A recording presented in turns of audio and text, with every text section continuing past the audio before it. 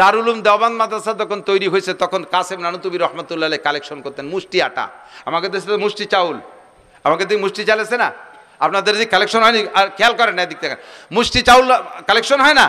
মুষ্টি চাউল আপনাদের এই মাদ্রাসার মহল্লায় আমি শুনেছি 1000 সদস্য আছে, কমপক্ষে 1000 ফ্যামিলি আছে। মুষ্টি চাউল দিতে কোনো কষ্ট হয় না, একটা ডাব্বা আলাদা বানাবেন, বস্তাতে কোনো সময় চাউল দেবেন না, তাহলে বরকত হবে না।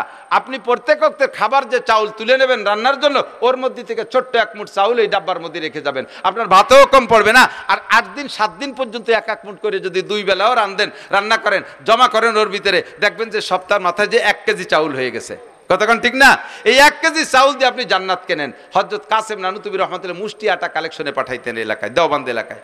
তো এক বড় লোক আইসা কাসেম নানুতুবিকে বলতেছে, হুজুর আমার একটা অভিযোগ, আলেম তালবে আলিম আল্লাহ রসুলের মেহমান ইরাই শুক্রবার আসলি খয়রাইতে ব্যাগ নিয়ে বাড়ি বাড়ি ঘুরে দেখতে কেমন দেওয়া যায়, আমার তো খুব খারাপ লাগতেছে। হুজুর বেটা খাওয়াবো কি, সরকার তো টাকা পয়সা দেয় না, মাদ্রাসা জায়গা জমিও নাই, ব্যবসা বাণিজ্য নাই, থেকে খাওয়াতে জন্য মুষ্টি আটা কালেকশন না করলে কি খাওয়াবো? তো ওই বড় লোক বলতেছে, হুজুর আপনার মাসে কতগুলো আটা লাগে আর বছরে কতটুকু আটা লাগে? কয় কেন? কয় যত আটা লাগে সারা বছরের আটা আমি দিয়ে দেবো, যদি চান একবারে দিয়ে দেবো বছরে, তাও নিতে পারেন, মাসে মাসেও নিতে পারেন, বা সাপ্তাহিকভাবেও নিতে পারেন। হুজুর বললেন তবে শর্ত হলো কালেকশন করতে পারবেন না। হুজুর কয় এই কথাটা আমি কালকে রেজাল্ট দেবো, আজকে বলবো না যে কালেকশন বাদ দিয়ে তোমার আটা নেবো কি নেবো না। রাতের বেলা হুজুর বলেন আমার একটা মিটিং আছে, মিটিং কাকের সাথে? মাদ্রাসার কমিটির সাথে না, শিক্ষকদের সাথে না, যারা আটা দেয় তাদের সাথে মিটিং। বেরোইছে হুজুর রাতের বেলা একা একা, দেওবন্দের এক বুড়ি মহিলা, যে মহিলা নিয়মিত আটা দেয়, ওই মহিলার কাছে যে বলতেছে, চাচি তোমাকেও কপাল ভালো আমাকেও কপাল ভালো, এক বড় লোক আইসে আমাকে সারা বছরের আটা দিয়ে দেবে আর আমার ছাত্ররা কালেকশন করতে আসবে না, তাকেও বিরক্ত করা লাগবে না, আর তোমাকেও বিরক্ত হওয়া লাগবে না, আমার তালবে আলিমকে টাকা আটা আর দেওয়া লাগবে না। তুমি এ ব্যাপারে কি বলো, তোমার কি মত? বুড়ি লম্বারটা নিঃশ্বাস ছাড়ছে, কাসেম তুমি তাহলে আমাকে বেচতে যেতে দিলে না, কেন দিতেছে? তুমি তোমার বড় লোককে নিয়ে আর তোমার হুজুরকে নিয়ে বেচতে যাইও, আমরা গরিব গুরবা মানুষ লেহাপড়া কিছু জানি না, সারা রাত ইবাদত বন্দেগি করতে পারি না, তোমার তালবে আলিমকে একটু আটা খাওয়াইয়া বেচতে আশা করতেছিলাম, তুমি তাও বন্ধ করে দিলে, তাহলে আমাকে বেচতে যেতে দিবা না? কেমন কথা? বুড়ির এই কথায় নানুতুবি কয়, বুড়ি সারা পৃথিবী যদি দেওবন্দ মাদ্রাসার নামে লিখে দেয় তাহলে মুষ্টি এটা কালেকশন চলবে, কারণ এর মাধ্যমে হাজার হাজার মানুষের জান্নাতে যার একটা দরজা খুলে যায়। কথা বলুন ঠিক কি ঠিক না? আপনারাই মাদ্রাসায় মুষ্টি চাউল দেবেন, নবী পাক কালেকশন করেছেন, আপনারা মুষ্টি চাউল দেবেন, এর মাধ্যমে জান্নাত কিনবেন। আপনার ছেলে ভাত খাইয়া, আপনার ছেলে ভাত খেয়ে রাতভর ফেসবুক আর ইন্টারনেট দেখে, ল্যাংটা ছবি দেখে, আর আপনার 1 মুঠ চাউল খেয়ে মাদ্রাসার ছাত্ররা রাত্রে কোরআন শরীফ পড়ে, শেষ রাতে তাহাজ্জুদ পড়বে। কাজেই আপনার 1 মুঠ চাউল এদের জন্য বরাদ্দ দেওয়া যাবে কি যাবে না? প্রত্যেকে প্রস্তুতি নেবেন, আর যেন মিস করবেন না। এই প্রত্যেক সপ্তাহে 1 কেজি, মাসে 1 কেজি করে চাউল দেবেন। আপনার সপ্তাহে 1 পোয়াই দেন, মাসে 1 কেজি, মাসে যদি 1 কেজি হয় 1000 পরিবার হলে 1000 কেজি চাউল হবে, অর্থাৎ 1 টন চাউল হবে। 1 টন চাউল যদি প্রত্যেক মাসে আপনার মাদ্রাসায় আসে, মহল্লা থেকে মুষ্টি চাউলের মাধ্যমে এই মাদ্রাসা অভিকলা হাদ্দাসানায় পৌঁছে যাবে, দাওরায়ে হাদিস পর্যন্ত পৌঁছে যাবে ইনশাআল্লাহ। আপনারা রাজি আছেন না ইনশাআল্লাহ? রাজি আছেন না ইনশাআল্লাহ? এটা নবীর আদর্শ, কালেকশনও নবীর আদর্শ। রাতভর বলছি না, এ তো মাত্র শুরু করছে পেশা পায়খানার থেকে, আরো সামনে তো হাজার হাজার রয়ে গেছে, হাজার হাজার লক্ষ লক্ষ রয়ে গেছে। হুজুর বলে, আল্লাহ পাক বলেন, লাকাদ কানা লাকুম ফি রাসূলিল্লাহি উসওয়াতুন হাসানা, তোমাদের জন্য যেদিকে তাকাইবা সেদিকে মুহাম্মদুর রাসূলুল্লাহর উসওয়া আদর্শ তোমাদের জন্য রয়ে গেছে। কথা বলুন ঠিক কি ঠিক না? আল্লাহ তাআলা আমাদেরকে কবুল করেন, নবীর আদর্শ অনুযায়ী চলার তৌফিক দান করেন, সবাই বলেন আমিন। আজকে ছোট্ট করে একটু মিলাদ পড়ছি, টের পাইছেন? আর এরপরে মিলাদ সম্পূর্ণ পড়তে গেলে তো আগেই বলে নিছি 30 বছর লাগবে, আজকে অল্প একটু মিলাদ পড়ছি, এই নাম হলো মিলাদ। আর ওয়ালাম্মা তাম্মা হামলুহু কইয়া কি যে হুজুর একটু ভূতির মন্তর না কি বললো তা কিছু টের পারলাম না। নবী সালাম আলাইকা দাও জিলাফি, আল্লাহর কসম এরে মিলাদ কয় না, আল্লাহর কসম এরে মিলাদ কয় না। ওটা মিলাদের নামে একটা বু, একটা ব্লাং, একটা ফালতু, একটা দোকা ছাড়া আর কিছুই না। নবী পাকের সামনে দুরুদ পড়বো। কথা বলেন কি পড়বো? দুরুদ শরীফ পড়বো। হাদিসের ভিতরে অনেক দুরুদ আছে, তার মধ্যে শ্রেষ্ঠ দুরুদ দুরুদে ইব্রাহিমী, এইটা পড়লে নেকি পাওয়া যায় সবচাইতে বেশি। আল্লাহ তাআলা আমাদের তৌফিক দান করে, সবাই বলেন আমিন। তা আমি কালেকশন পারিও না?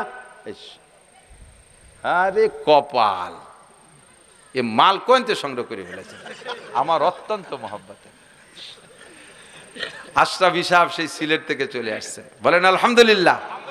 গজল হবে, কেরাত হবে, আজান হবে, আজান হবে। এ সময় যদিও কোনো উক্ত না, তবু আজান হবে ইনশাআল্লাহ। ফজরের আজান এখন দিয়ে তবে কেরাত হবে, অত্যন্ত সুললিত কণ্ঠ। আমি কত ভালোবাসি, সাক্ষাৎ পাই না। আর ওনাকে দাম বাড়িয়ে গেছেন, আমরা গরিব মাদ্রাসায় নিতেও পারি না, কি করব। আপনারা যদি দাম না দেন সামনে বার পাবেন না, দাম দিয়েন সবাই রে। তো আলহামদুলিল্লাহ আছেন তো সবাই ইনশাআল্লাহ। তো এই লা শারীকা লা ওয়া নাশহাদু আন্না সাইয়্যিদানা ওয়া সানাদানা ওয়া হাবিবানা ওয়া তাবিবানা ওয়া তাবিবা কুলুবিনা ওয়া মাওলানা মুহাম্মাদান আবদুল্লাহি ওয়া রাসূলুহু সাল্লাল্লাহু তাআলা আলাইহি ওয়া আলা আলিহি ওয়া আসহাবিহি ওয়া বারাকা ওয়া সাল্লামা তাসলিমান কাসীরা। আম্মা বা'দু ফাআউযু বিল্লাহি মিনাশ শাইতানির রাজীম। বিসমিল্লাহির রহমানির রহিম। নুন ওয়াল কলমি ওয়া মা ইয়াসতুরুন মা আনতা বিনি'মাতি রাব্বিকা বিমাজনুন ওয়া ইন্না লাকা লাআজরান গায়রা মামনুন وإنك لعلى خلق عظيم. ثم قال الله تعالى: لقد كان لكم في رسول الله أسوة حسنة. وقال الله تعالى: لقد جاءكم رسول من أنفسكم عزيز عليه ما عنتم حريص عليكم بالمؤمنين رؤوف رحيم. وقال النبي صلى الله عليه وسلم: بعثت لأتمم مكارم الأخلاق. ثم قال النبي صلى الله عليه وسلم: بعثت معلما. سبحانك لا علم لنا إلا ما علمتنا إنك أنت العليم الحكيم. جزى الله عنا محمدا ما هو أهله. سبحان الله وبحمده سبحان الله العظيم. رب اشرح لي صدري ويسر لي أمري واحلل عقدة من لساني يفقه قولي. رب زدني علما. اللهم أرنا الحق حقا وارزقنا اتباعه وأرنا الباطل باطلا وارزقنا اجتنابه. সকলে বলি আমিন। নবী পাক সাল্লাল্লাহু আলাইহি ওয়াসাল্লামের শানে একেবারে অন্তর থেকে দিল থেকে মোহাব্বতের সাথে সকলে একবার দুরূদ শরীফ পড়ব, যে দুরূদ শরীফ নামাজের মধ্যে পড়ে থাকি। আল্লাহুম্মা সাল্লি আলা মুহাম্মাদিন ওয়া আলা আলি মুহাম্মাদ কামা সাল্লাইতা আলা ইব্রাহিম ওয়া আলা আলি ইব্রাহিম إنك حميد مجيد. اللهم بارك على محمد وعلى آل محمد كما باركت على إبراهيم وعلى آل إبراهيم إنك حميد مجيد.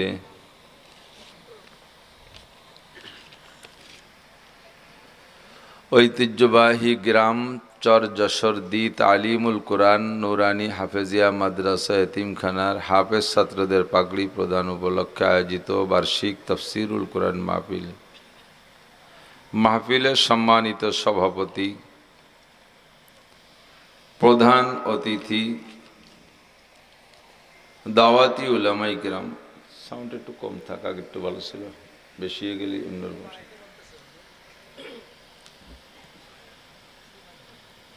মাহফিল পরিচালনা কমিটির সকল সদস্যবৃন্দ,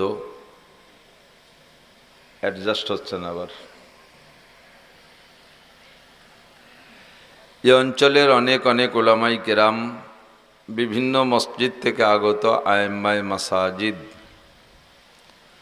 মাদ্রাসার শিক্ষকবৃন্দ, আজিজ আমতুলাবা, প্রাণপ্রিয় দেশবাসী,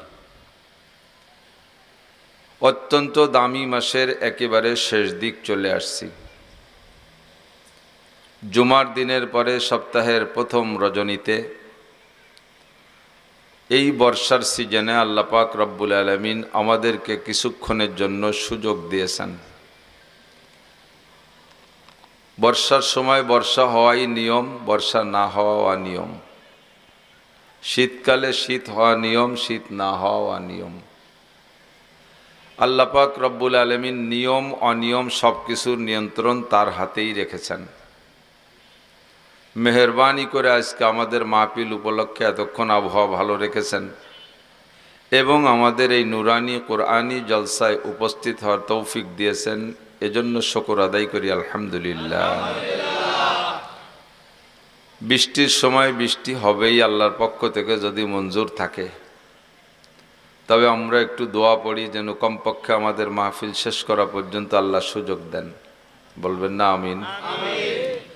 দোয়াটা হলো আল্লাহুম্মা হাওয়ালাইনা ওয়ালা আলাইনা, আল্লাহুম্মা হাওয়ালাইনা ওয়ালা আলাইনা, আল্লাহুম্মা হাওয়ালাইনা ওয়ালা আলাইনা।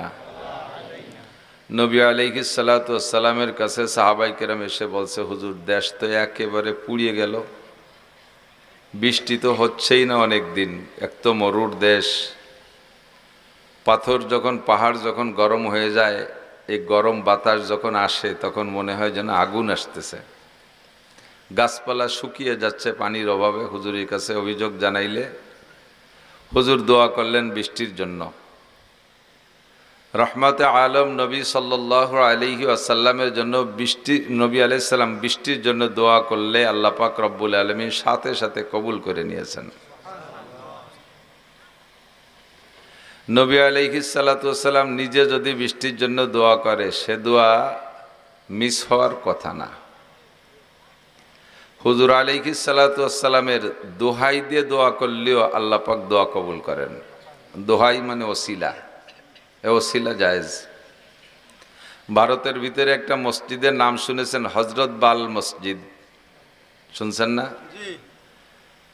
বাবরি মসজিদও হিন্দুরা ভেঙে দিয়েছে, হযরত বাল মসজিদও ভেঙে দিয়েছে। হযরত বাল মসজিদ কেন বলে?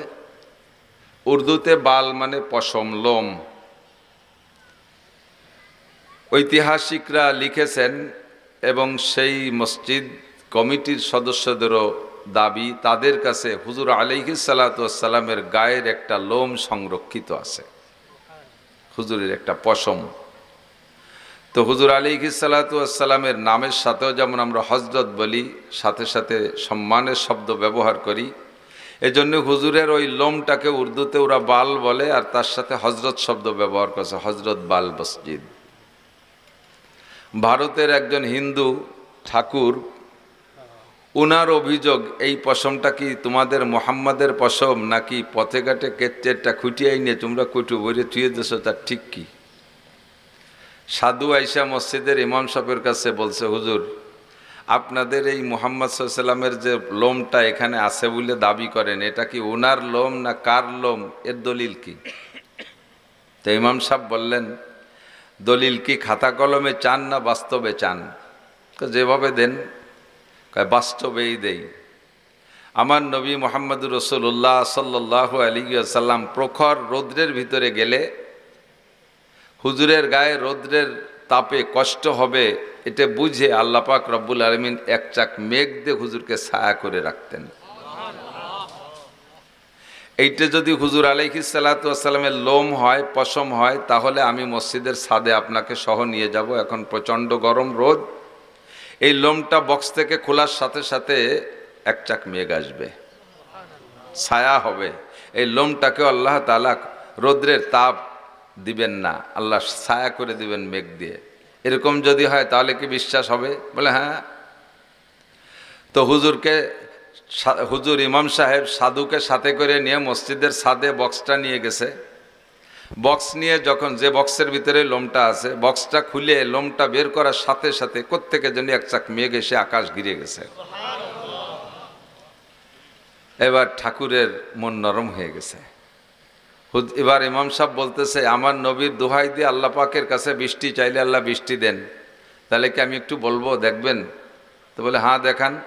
তো বললেন, আল্লাহ যদি এইটা তোমার রসুলের পশম হয়ে থাকে, তোমার রসুলের গায়ের লোম হয়ে থাকে, এই লোমের দোহাই দিয়ে, ওসিলা দিয়ে তোমার কাছে এই মেঘ থেকে বৃষ্টি চাই। মুষলধারে বৃষ্টি শুরু হয়ে গেছে। ইতিহাসে যেগুলো লেখে আর আমরা যেগুলো পড়ি, সত্য মিথ্যা লেখনেওয়ালারাই জানে।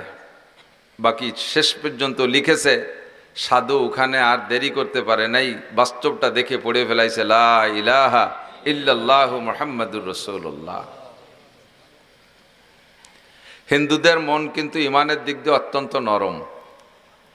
হিন্দুদের মন ইমানের দিক দিয়ে অনেক নরম, খুব দিল সব ইমানদাররা। যা কিছু একটা বড় দেখলি তারে সেবা দেওয়া শুরু করে দেয়। বড় একটা বট গাছ, তার পাশায় সিঁদুর মাথায় দিয়ে সেবা দেওয়া শুরু করে দেয়, সিঁদুর মাথায়, মনে করে এটি ভগবান। বেশি মোসালা বড় কেউ যদি আসে, গার লোম টোম সাফ করে নেই, মনে করে এটি একটা দেবতা, তার পায়ে সিজদা দেওয়া শুরু করে দেয়। ওদের মন খুব নরম। খাজা মঈনুদ্দিন চিশতি রহমাতুল্লাহ আলাইহের ইন্তেকালের পরে হুজুরের লাশ জানাজার জন্য নামানো হয়েছে দিল্লির ময়দানে, শাহী মসজিদ ময়দানে।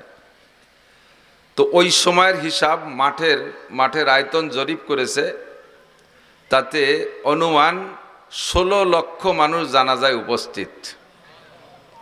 মঈনুদ্দিন চিশতি রহমাতুল্লাহ আলাইহের সময় কি টেলিফোন ছিল, মোবাইল ছিল, যানবাহনের এত ভালো ব্যবস্থা ছিল? সেই সময় যদি 16 লক্ষ মানুষ জানাজায় হয়, এখনকার সময় যদি হতো তাহলে 16 কোটি হতো, ঠিক না? 16 লক্ষ মানুষের ভিতরে সকলেরই দাবি হুজুরের বিদায়কালে চেহারাটা একটু দেখবে, চেহারা দেখবে। আল্লাহু আকবার। তো চেহারা দেখার সিস্টেম কি? এক পাশে লাইন দিয়ে যাবে, এক নজর দেখতে দেখতে যাবে। এর ভিতরে হাজার হাজার লক্ষ লক্ষ হিন্দুও ছিল।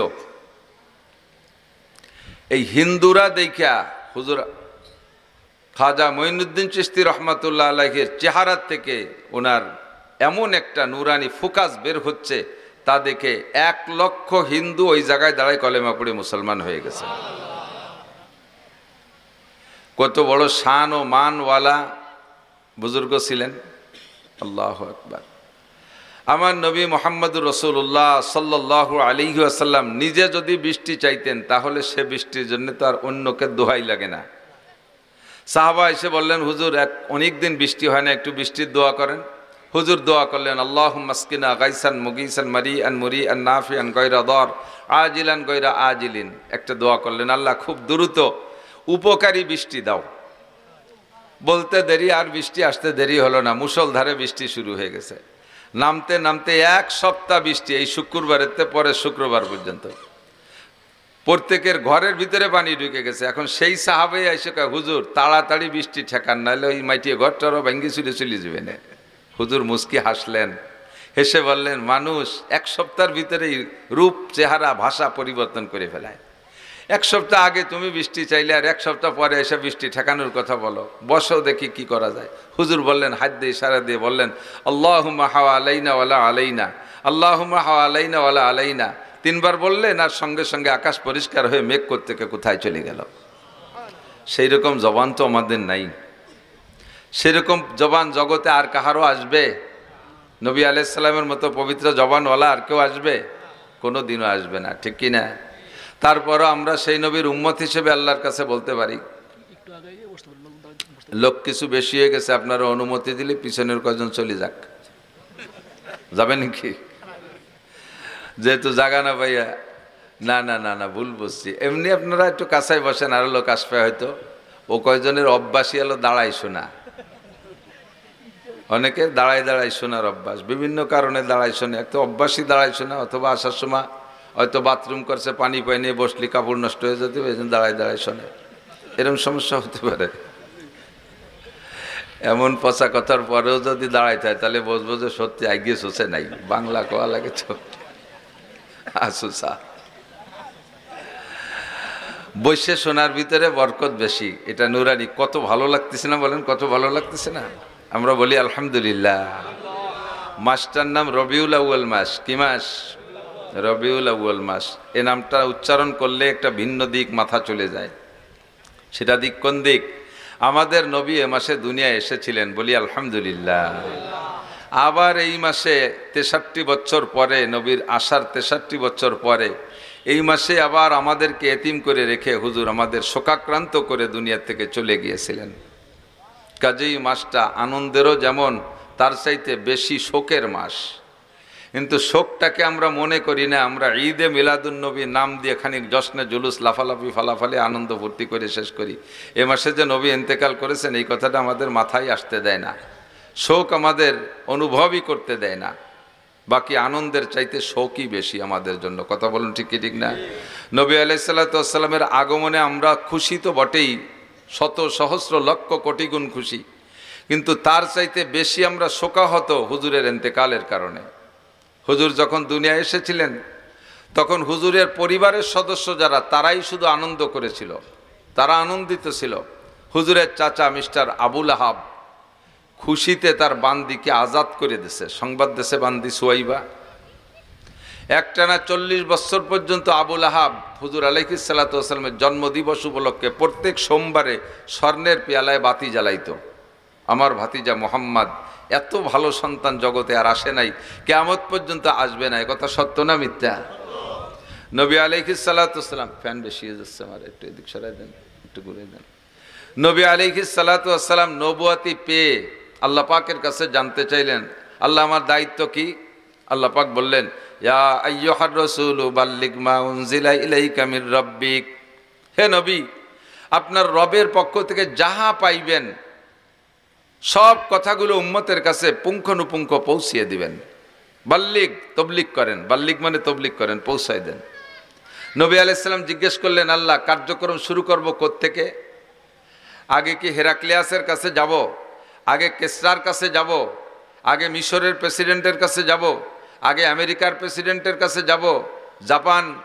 জাপানের প্রেসিডেন্টের কাছে যাব? না কোন জায়গা থেকে কার্যক্রম শুরু করব? আমার এই কাজের মার্কাজ হবে কোথায়? মার্কাজ লাগে না, এটা প্রাণকেন্দ্র, মার্কাজ হবে কোথায়? আল্লাহ পাক বললেন, আনজির আশিরাতাকাল আকরাবিন। এ কাজ সর্বপ্রথম শুরু করবে তোমার সবচাইতে নিকটতম যারা, তাদের মাধ্যমে, সেখান থেকে শুরু করবে। আনজির আশিরাতাকাল আকরাবিন, তোমার নিকটতম আপনজনদের ভিতরে আগে কাজ করো। তো হুজুরের নিকটতম আত্মীয় স্বজন আপনজন কারা? একেবারে মক্কার কুরাইশি যারা, মক্কি যারা, তারা। তৎকালীন মক্কার লিডার ছিলেন, গোটা সৌদি আরব একটা প্রদেশ ছিল, বিশাল রাজ্যের রাজধানী ছিল রাশিয়ার খোরাসান। বাকি এই বঙ্গে, এই বেল্টে, এশিয়া মহাদেশে যতগুলো দেশ বর্তমানে, এগুলো ছিল কিছু প্রদেশ ছিল, ভিন্ন ভিন্ন প্রদেশ। তো সৌদি আরব একটা প্রদেশ, এই প্রাদেশিক গভর্নর ছিল মিস্টার আবু জাহেল, নেতা আবু জাহেল। আর পর্যায়ক্রমে তার অধীনস্থ মন্ত্রী যারা ছিল, বড় বড় লিডার, আবু জাহেল, আবুল আহাব, উতবা, সাইবা, ওলিদ ইবনে মুগিরা, আবু সুফিয়ান, এরকম লিডারশিপ যারা, ওমর রাদিয়াল্লাহু তাআলা আনহু, লাস্টে একজনের নাম রাদিয়াল্লাহু তাআলা আনহু, এই সবাই এরকম বাছাই করা 25 জনকে হুজুর আলাইহিস সালাম দাওয়াত দেওয়ার জন্য দাওয়াত দিয়েছেন। কলেমার দাওয়াতের জন্য, খাওয়ার দাওয়াত দিয়েছে। কারণ কেউরে যদি কিছু খাওয়ানো যায় আগে, তাহলে সে কিছুক্ষণের জন্য হলেও নরম থাকে। কতক্ষণ? চার দোকানে বসে আপনি যদি কের চা খান, তাহলে সে যতক্ষণ ওই জায়গায়, কের টাকার চা আপনি খান, সে যতক্ষণ কথা কবে উল্টো পাল্টা করলেও আপনার তার বিরোধিতা করতে, বাধা দিতে একটু বিবেকে বাধা দেয়। যা করছে কই যোগ্য, চা তো খাওয়াইছে, ওর পাঁচটা আমার পেটে, কি করে প্রতিবাদ করি? ঠিক না? যার খায় তার গায়ে, যার খায় তার গায়ে। হুজুর আলাইহিস সালাতু ওয়াস সালাম এই টেকনিকটা ব্যবহার করে খাজা আবু তালেবের বাড়ি এই 25 জনকে দাওয়াত দিয়েছে। 25 জনকে দাওয়াত দিয়ে, লম্বা কিচ্ছা শেষ পর্যন্ত আমি বলবো না, আমার যেটুক দরকার সেটুক বলে সরিয়ে আসতেছি। 25 জনকে উত্তম খানা খাওয়াইয়া নবীওয়ালা প্রশিক্ষণ, আদর্শের প্রশিক্ষক আমার নবী মুহাম্মদুর রাসূলুল্লাহ সাল্লাল্লাহু আলাইহি সাল্লাম হুজুরের পরিবেশনটা এমন চমৎকার। আবু জাহেল হাতের দিক তাকায় থাকে, পানির গ্লাসটা কিভাবে রাখে তাকায় থাকে, চামচটা কিভাবে ধরে তাকায় থাকে, জগটা কোন হাত দিয়ে কিভাবে ধরে তাকায় থাকে, ভিতর দিয়ে হাঁটা চলা কেমন, খালি বারবার ফলো করে পুরো নেতারা সবাই। তো এই 25 জনের দুপুরবেলা কায়দা মতো নবী নিজ হাতে খাওয়াইয়া এরপরে রুদ্ধদ্বারে ঘর বন্ধ করে, আর কেউ নেই ভিতরে, সব নেতারাই বলতেছেন আনা কাইফা মিনকুম, আমার মুরব্বীরা, আমি আপনাদের ভিতরে 40টি বছর শিশুকাল থেকে নেই 40 বছর বয়স পর্যন্ত চলে আসলাম, আমি আপনাদের থেকে একটা সার্টিফিকেট চাই, একটা সার্টিফিকেট চাই। বলেন কি সার্টিফিকেট? হুজুর বললেন মেলা কিছু না, আমার একটা চারিত্রিক সার্টিফিকেট লাগবে। আনা কাইফা মিনকুম, আমি আপনাদের সন্তানদের মধ্যে কেমন সন্তান একটু বলবেন। আমি কি চোর? আমি কি লুচ্চা? আমি কি বাটপার? আমি কি ধোকাবাজ? আমি কি মিথ্যাবাদী? আমি কি সিটার? আমি কি মদখোর? আমি কি গাঁজাখোর? আমি কি ব্যভিচার? আমি কি জালেম? আমি কি অত্যাচারী? আমি কি লুটতারাজ করি? আমি কি টনমন মারিয়ে খাই? আমি কি দেশের সম্পদ আর এক দেশে নিয়ে স্তূপ করি? এই সমস্ত বদ দোষ কি আমার আছে? আনা কাইফা মিনকুম, আমি আপনাদের কেমন সন্তান একটু বলবেন, আমার একটু কাজ আছে, এই সার্টিফিকেট আমার লাগবে। প্রশ্ন যদিও ছোট, এর ভিতরে অনেক ডালপালা শাখা প্রশাখা, অনেক দিক তাকায় জবাব দিতে হবে না? তো সকলে বললেন যে আমরা প্রত্যেকে আলাদা আলাদা করে বলতে গেলে সময় লাগবে। তো আমাদের লিডার আবু জাহেল, তৎকালীন তখন তার নাম আবু জাহেল না, নাম হলো আমর, বাপের নাম হিসাম, উপাধি ছিল আবুল হেকাম, জ্ঞানীদের পিতা, বিদ্যাসাগর, তুমি সর্বোচ্চ শিক্ষিত সৌদি এই আরবের গভর্নর, তুমি আমাদের সকলের পক্ষ থেকে আমার প্রাণপ্রিয় সন্তান মোহাম্মদ সম্পর্কে তুমি একটা নিজে তুমি একাই বলো, আমরা আমিন বলে সমর্থন করব, তাকে প্রশংসাটা, তার এই প্রশ্নের জবাবটা তুমি দাও। আবু জাহেল দাঁড়িয়ে বললেন, বাতিজা, তোমার প্রশংসা করতে যে কথাটা বলবো ওতে তোমারে খাটো করা হবে, তোমার প্রশংসা করার মতো ভাষা আমার জানা নাই। তোমারে যদি বলি তুমি সূর্যের মতো, তাও অন্যায় হবে, তুমি সূর্যের চেয়ে অনেক ভালো। তোমাকে যদি বলি পূর্ণিমার চাঁদের মতো, তাও তোমারে খাটো করা হবে, চাঁদের ভিতরে কালো কালো ভাব আছে, তোমার মধ্যে তা নাই। সূর্যের ভিতরে অনেক প্রখরতা, যে প্রখরতার কারণে তার দিকে তাকানো যায় না, বেশিক্ষণ বাইরে থাকা যায় না, তুমি সেরকম না। মা আনতা মাদিহুহা ইয়া মান ইউসাব্বিহুহা বিশামসি ওয়াল বাদারে লা বালান্তা হাজিহা। সূর্যের সাথে যদি তুলনা করি তাও তোমারে খাটো করা হবে, চন্দ্রের সাথে যদি তুলনা করি তাও তোমাকে খাটো করা হবে, তোমার প্রশংসা করার মতো কোনো ভাষা আমার জানা নাই। তারপরও যেহেতু জানতে চেয়েছো, মুরব্বীরা আমাকে দায়িত্ব দিয়েছে, সংক্ষেপ ভাষায় সংক্ষিপ্ত ভাষায় তোমার প্রশংসা আমার জবানে এতটুক না করে পারি না। আমার জানা মতে, আমার শিক্ষা দীক্ষা মতে, আমি যা লেখাপড়া করেছি তার ভিতরে আমি খুঁজে যা পেয়েছি, আদম আলাইহিস সালাম থেকে নিয়ে আজকে পর্যন্ত পৃথিবীতে তোমার মতো সুসন্তান, তোমার মতো পূর্ণাঙ্গ সন্তান জন্ম নেয় নাই। আমি আর একটু আগে বেড়ে ভবিষ্যৎবাণীও দিতে পারি, আমার বিশ্বাস তোমার মতো পূর্ণাঙ্গ সন্তান কিয়ামত পর্যন্ত আর জন্ম নেবে না। বলি না সুবহানাল্লাহ। সত্য না মিথ্যা? মিথ্যা না সত্য? এ পাশে লাগে সন্দেহ আছে, আসছে কনকা? আমার নবীর মতো সন্তান জন্ম নেয় নাই আর নেবে না, এ কথা মিথ্যা না সত্য? আপনারা স্বীকার করবে না? আবু জাহেল কয়, আবু জাহেল নবীর দোস্ত না দুশ্মন? তখনও পর্যন্ত দোস্ত, এখনো দুশ্মন প্রমাণ হয় নাই। আল্লাহু আকবার। তো হুজুর আলাইহিস সালামের মতো সন্তান জগতে আর আসে নাই। আবু জাহেলও কয়, তুমি এত বড় আলামিন, এত বড় সত্যবাদী, জীবনে কোনোদিন মিথ্যা কথা তুমি জানোই না। মিথ্যার লুগাতটা, ডিকশনারিটা তোমার বাড়ি নাই। মিথ্যার একটা ডিকশনারি আছে না, এই মিথ্যার ডিকশনারিটা তোমার বাড়ি নাই, তুমিও জানোই না। কাজেই তুমি যদি বলো এই পাহাড়ের ওই পাশে জান্নাত আছে, তাহলে তাই আছে। তুমি যদি বলো এই পাহাড়ের ওই পাশে জাহান্নাম আছে, তাহলে তাই আছে। আমরা এখন দুপুরে খানা খাইলাম, তুমি যদি বলো না এখন রাত 12টার খানা খাইছি, তাহলে তাই। আমরা সবাই দিন দেখতেছি, ভুল দেখতেছি। তুমি যদি গভীর রাত্রে বলে এখন বেলা 2টে বাজে, তাহলে 2টে বাজে। আমরা যারা রাত দেখতেছি আমাদের চোখ খারাপ হয়ে গেছে। সারা পৃথিবীর মানুষ একদিকে এক কথা বলবে, আর তুমি একা এক কথা বলবা, তোমারটা সত্য, সারা পৃথিবীর সব মানুষের কথা মিথ্যা। কয় কেডা? আবু জাহেল। আল্লাহু আকবার। তাহলে আমার নবী চির সত্যবাদী, ঠিক কিনা? আমার নবীর চাইতে সুসন্তান নেক সন্তান আর জগতে আসে নাই। হুজুর আলাইহিস সালাতু ওয়াস সালামের চাচা আবু লাহাব খুশিতে, নবী আলাইহিস সালামের জন্মের পর খুশিতে তার বান্দি সুয়াইবাকে আঙ্গুলের ইশারা দিয়ে আজাদ করে দিয়েছে। সেই নবীর জন্মের সাথে সাথে তো ওই পরিবারের আর পরিবারেরও কেউ জানতো না, জগতের কেউ জানতো না যে এই ছেলেটা পরবর্তীতে বিশ্ব নবী হবে, তা তো কেউ জানতো না। কথা বলুন। ইহুদিরা তাদের আসমানি কিতাব তৌরাতের ভিতরে পড়ছে, নাসারারা ইঞ্জিলের মধ্যে পড়ছে শেষ নবীর আলামত, কিন্তু এই ছেলেটারে যে সেই শেষ নবী এ তো কেউ জানে না, ঠিক কিনা? আল্লাহু আকবার। কিন্তু পরবর্তীতে ধীরে ধীরে যখন বড় হইয়া নবী হইলেন, তখন তো সারা পৃথিবীর সবাই জেনে গেছে, সারা পৃথিবীর সবাই জেনে গেছে। এর কারণে নবী আলাইহিস সালাতু ওয়াস সালামের জন্মের তারিখটা নিয়েও সন্দেহ। সে সময় তো আর জন্ম নিবন্ধন হতো না, আইডি কার্ড হতো না। হুজুর আলাইহিস সালাতু ওয়াস সালাম এত বড় নবী হবে পরিবারের সদস্য কেউ জানতেন না। আর বাপ হিসাব রাখবে, বাপ মারা গেছে, মা উনি মায়ের গর্ভে থাকতে। এর জন্য জন্ম তারিখ নিয়ে অনেক সন্দেহ আছে, আকপাস আছে, ইখতিলাফ মতানৈক্য আছে। বেশিরভাগ ঐতিহাসিকদের মতামত 8ই রবিউল আউয়াল নবী আলাইহিস সালামের জন্ম। তবে নবী পাকের ইন্তেকাল 12ই রবিউল আউয়াল, এর মধ্যে কোনো সন্দেহ। এটা সেই সময় 1.25 লক্ষ সাহাবা উপস্থিত, লক্ষ লক্ষ মানুষ শিক্ষিত সে সময় হুজুরের উপস্থিত, হুজুরের ইন্তেকালের সময়। আল্লাহু আকবার। এজন্য নবীর জন্মে যে কয়জন খুশি ছিল, নবীর ইন্তেকালে তার চাইতে হাজার হাজার গুণ বেশি মানুষ দুঃখিত। আর এখন 200 কোটি মুসলমান আমরা দুনিয়ায় আছি, আমার নবীর ইন্তেকালের খবরে আমরা সকলেই দুঃখিত। এই মাসটা নবীর জন্ম, এই মাসে নবী পাক সাল্লাল্লাহু আলাইহি সাল্লামের মৃত্যু এবং ইন্তেকাল। শোক আনন্দ বিজড়িত মাসের শেষ দিকে এসে আল্লাহ পাক আমাদেরকে কিছু আলোচনা করা ও শোনার তৌফিক দান করেছেন, এজন্য শুকর আদায় করি আলহামদুলিল্লাহ। আমরা লম্বা চওড়া করে সময় পাই না আলোচনা করতে। হুজুরের জন্ম বৃত্তান্ত আলোচনার নাম হলো মিলাদুন নবী। বলেন, জন্ম বৃত্তান্ত আলোচনার নাম কি? মিলাদুন নবী। তো আমরা মিলাদ পড়ি, শর্টে মিলাদ পড়ি, শর্টে মিলাদ পড়ি।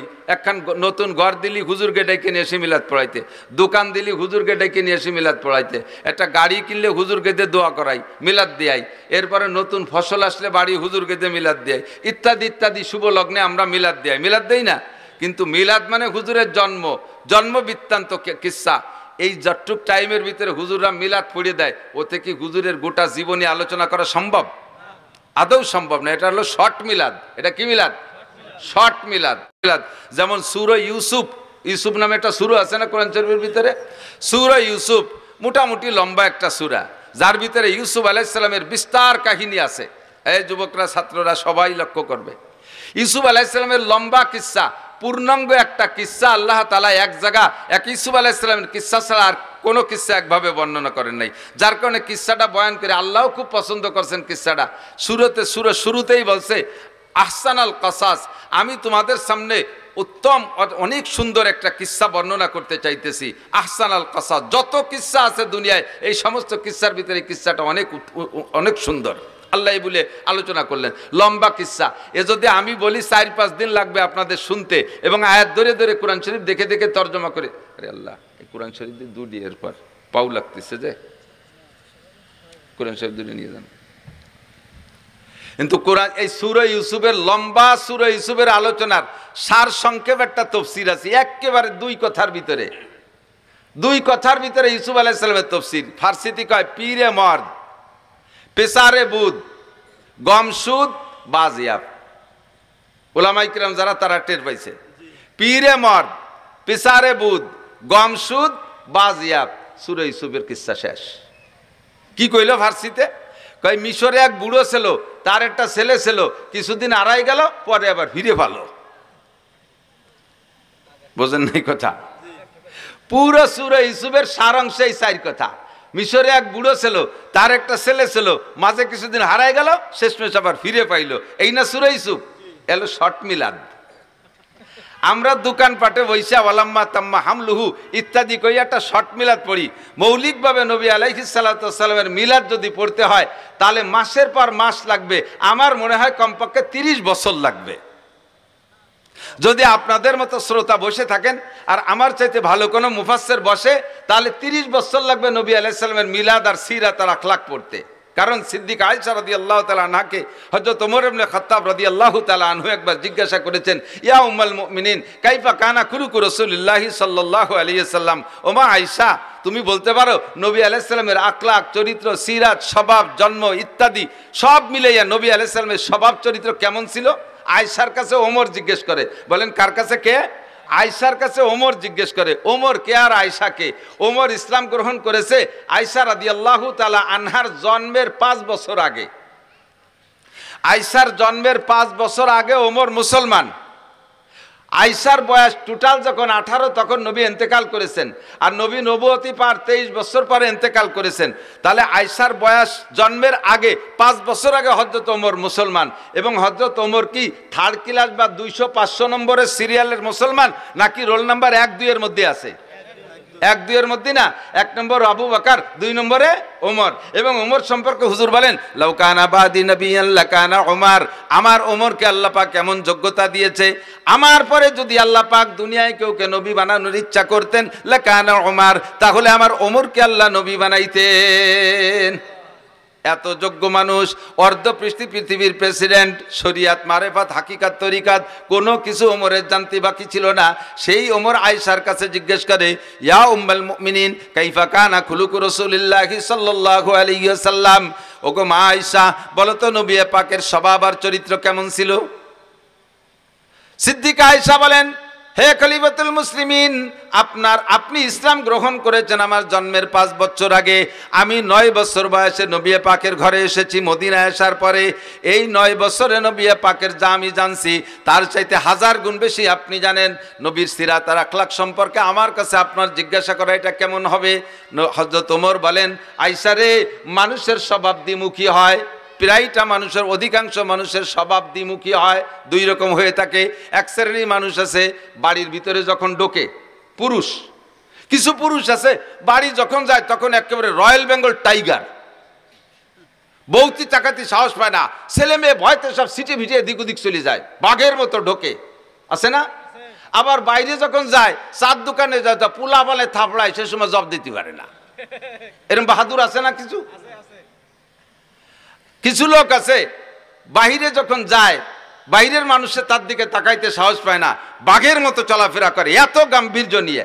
আবার বাড়ি গেলি বউতি থাপড়ায়, সে সময় ভিডিও কথা করতে পারে না, আছে না নাই? কিছু লোক আছে বাইরে চার দোকানে যখন বসে, কে কি খাবা খাও, কে কি খাবা খাও, মিষ্টির দোকানে যে একের পর এক ডাকি ডেকে 3000, 5000, 10,000 টাকা মিষ্টির দোকানে উড়ে ফেলে। অথচ বাড়ি আব্বা ওষুধের টাকা চালি, সে সময় তোমার আর সাল পান নাই। মাছ কিনতে গেলে টাকা থাকে না, বাড়ির বাজার ঘাটে টাকা থাকে না, এইরকম দ্বিমুখী স্বভাব থাকে। তো আয়েশা নবী আলাইহিস সালামের বাইরের অবস্থাটা আমরা জানি, বাইরে হুজুর কেমন সেটা তো প্রশংসার শেষ নাই, বাইরেরটা জানি, কিন্তু ঘরোয়া অবস্থা কেমন এইটা তোমার চাইতে ভালো কেউ জানে না। তো বাইরেরটা এবং ভিতরেরটা তবু উভয়টা তুমি জানো, নবীর সাথে সফরও করেছো তুমি, বাইরেও গিয়েছো, ভিতরেও জানো। কাজেই নবী পাকের সলিড সত্য চরিত্র যদি জানতে হয় তাহলে তোমার কাছ থেকে জানতে হবে। তুমি বলো মা কেমন ছিল? সিদ্দিকা আয়েশা বলতেছেন, ইয়া আমিরুল মুমিনিন আলা তাকরাউল কোরআন, খলিফাতুল মুসলিমিন আপনি কোরআন শরীফ পড়েন না? বলে হ্যাঁ কোরআন শরীফ তো পড়ি, প্রায় তো সপ্তাহে 1-2 খতম দেই, তা কোরআন শরীফ পড়ে কি হবে? সিদ্দিকা আয়েশা বলতেছেন, কানা খুলুকুল কোরআন, কানা খুলুকুল কোরআন, 30 পারা কোরআন শরীফও যা বিশ্বনবী মুহাম্মদুর রাসূলুল্লাহ সাল্লাল্লাহু আলাইহি সাল্লামের গোটা জীবনীয়তা। কাজী যদি নবীর সিরাত আর আখলাক আর জীবন বৃত্তান্ত জানতে হয়, কোরআন শরীফকে শুরু থেকে শেষ পর্যন্ত পড়লেই বোঝা যাবে যে এইটা যেন বিশ্ব নবীর জীবনই পড়তেছি। এবার কোরআন শরীফকে 30 পারা যদি ভালো করে ব্যাখ্যা করে শুনাইতে হয় তাহলে 30 বছরের কম হয় না, সুন্দর করে যদি বলতে হয়, মোটামুটি ভাবে যদি বলতে হয়। আর আমার মতো ছোট মানুষের দ্বারা তা সম্ভব না। আমার নবীর সিরাত, আখলাক, মিলাদ বিস্তারিত লম্বা চওড়া কিচ্ছা আমি একটা জায়গা থেকে আপনাদের একটু অল্প একটু বলবো, বিরক্ত হবেন নাকি? যেহেতু মাসটা চলে যাচ্ছে আর শেষ দিক চলে আসছি, নবী আলাইহিস সালাতু ওয়াস সালামের জন্মটা কেমন হলো একেবারে নবী আলাইহিস সালাম নিজেই বলেছেন, হুজুর নিজের জন্ম সম্পর্কে বলেছেন, শুধু নিজের না, 2.5-3 লক্ষ নবী রসুল দুনিয়ায় এসেছেন, 2.5 থেকে 3 লক্ষ নবী রসুল দুনিয়ায় এসেছেন, নির্দিষ্ট সংখ্যা কাহারও বলার কায়দা নেই। হুজুর বলেছেন কোন নবী রসুল আদম আলাইহিস সালাম থেকে নিয়ে ওই নবী রসুল পর্যন্ত তার পূর্বপুরুষের ভিতরে যেই সিরিয়ালে আসছে, এ পুরুষের থেকেও পুরুষ, ও পুরুষ থেকেও পুরুষ, এরকম না সিরিয়াল, একজন পুরুষও ব্যভিচার ছিল না। যেই মহিলাদের মাধ্যম দিয়ে উনি দুনিয়া আসছেন ওই নবী রসুল, একজন মহিলা ব্যভিচারিণী ছিল না, একজন মহিলা জেনা করে নাই, একজন পুরুষও ব্যভিচার চরিত্রহীন ছিল না। অন্যভাবে কাফের থাকতে পারে, মুশরিক থাকতে পারে, বেঈমান থাকতে পারে, কিন্তু চরিত্রের এই নোংরামিটা আসে নাই। একটা পবিত্র আত্মার মাধ্যম দিয়ে সমস্ত নবী রসুলগুলো দুনিয়া এসেছেন। তন্মধ্যে সবচাইতে নির্ভেজাল একেবারে নির্দ্বিধায় বলা যায় আমার নবী সাল্লাল্লাহু আলাইহি সাল্লাম আদম আলাইহিস সালাম থেকে নিয়ে জন্ম পর্যন্ত এই মাঝে যত সব পুরুষ চলে গেছে, একটা পুরুষও চরিত্রহীন ছিল না, একটা নারীও চরিত্রহীন ছিল না। কথা বলুন ঠিক কি ঠিক না? নবী নিজেই দাবি করেছেন, কাজে এখানে আমার আর অভিযোগের কিছু থাকে না।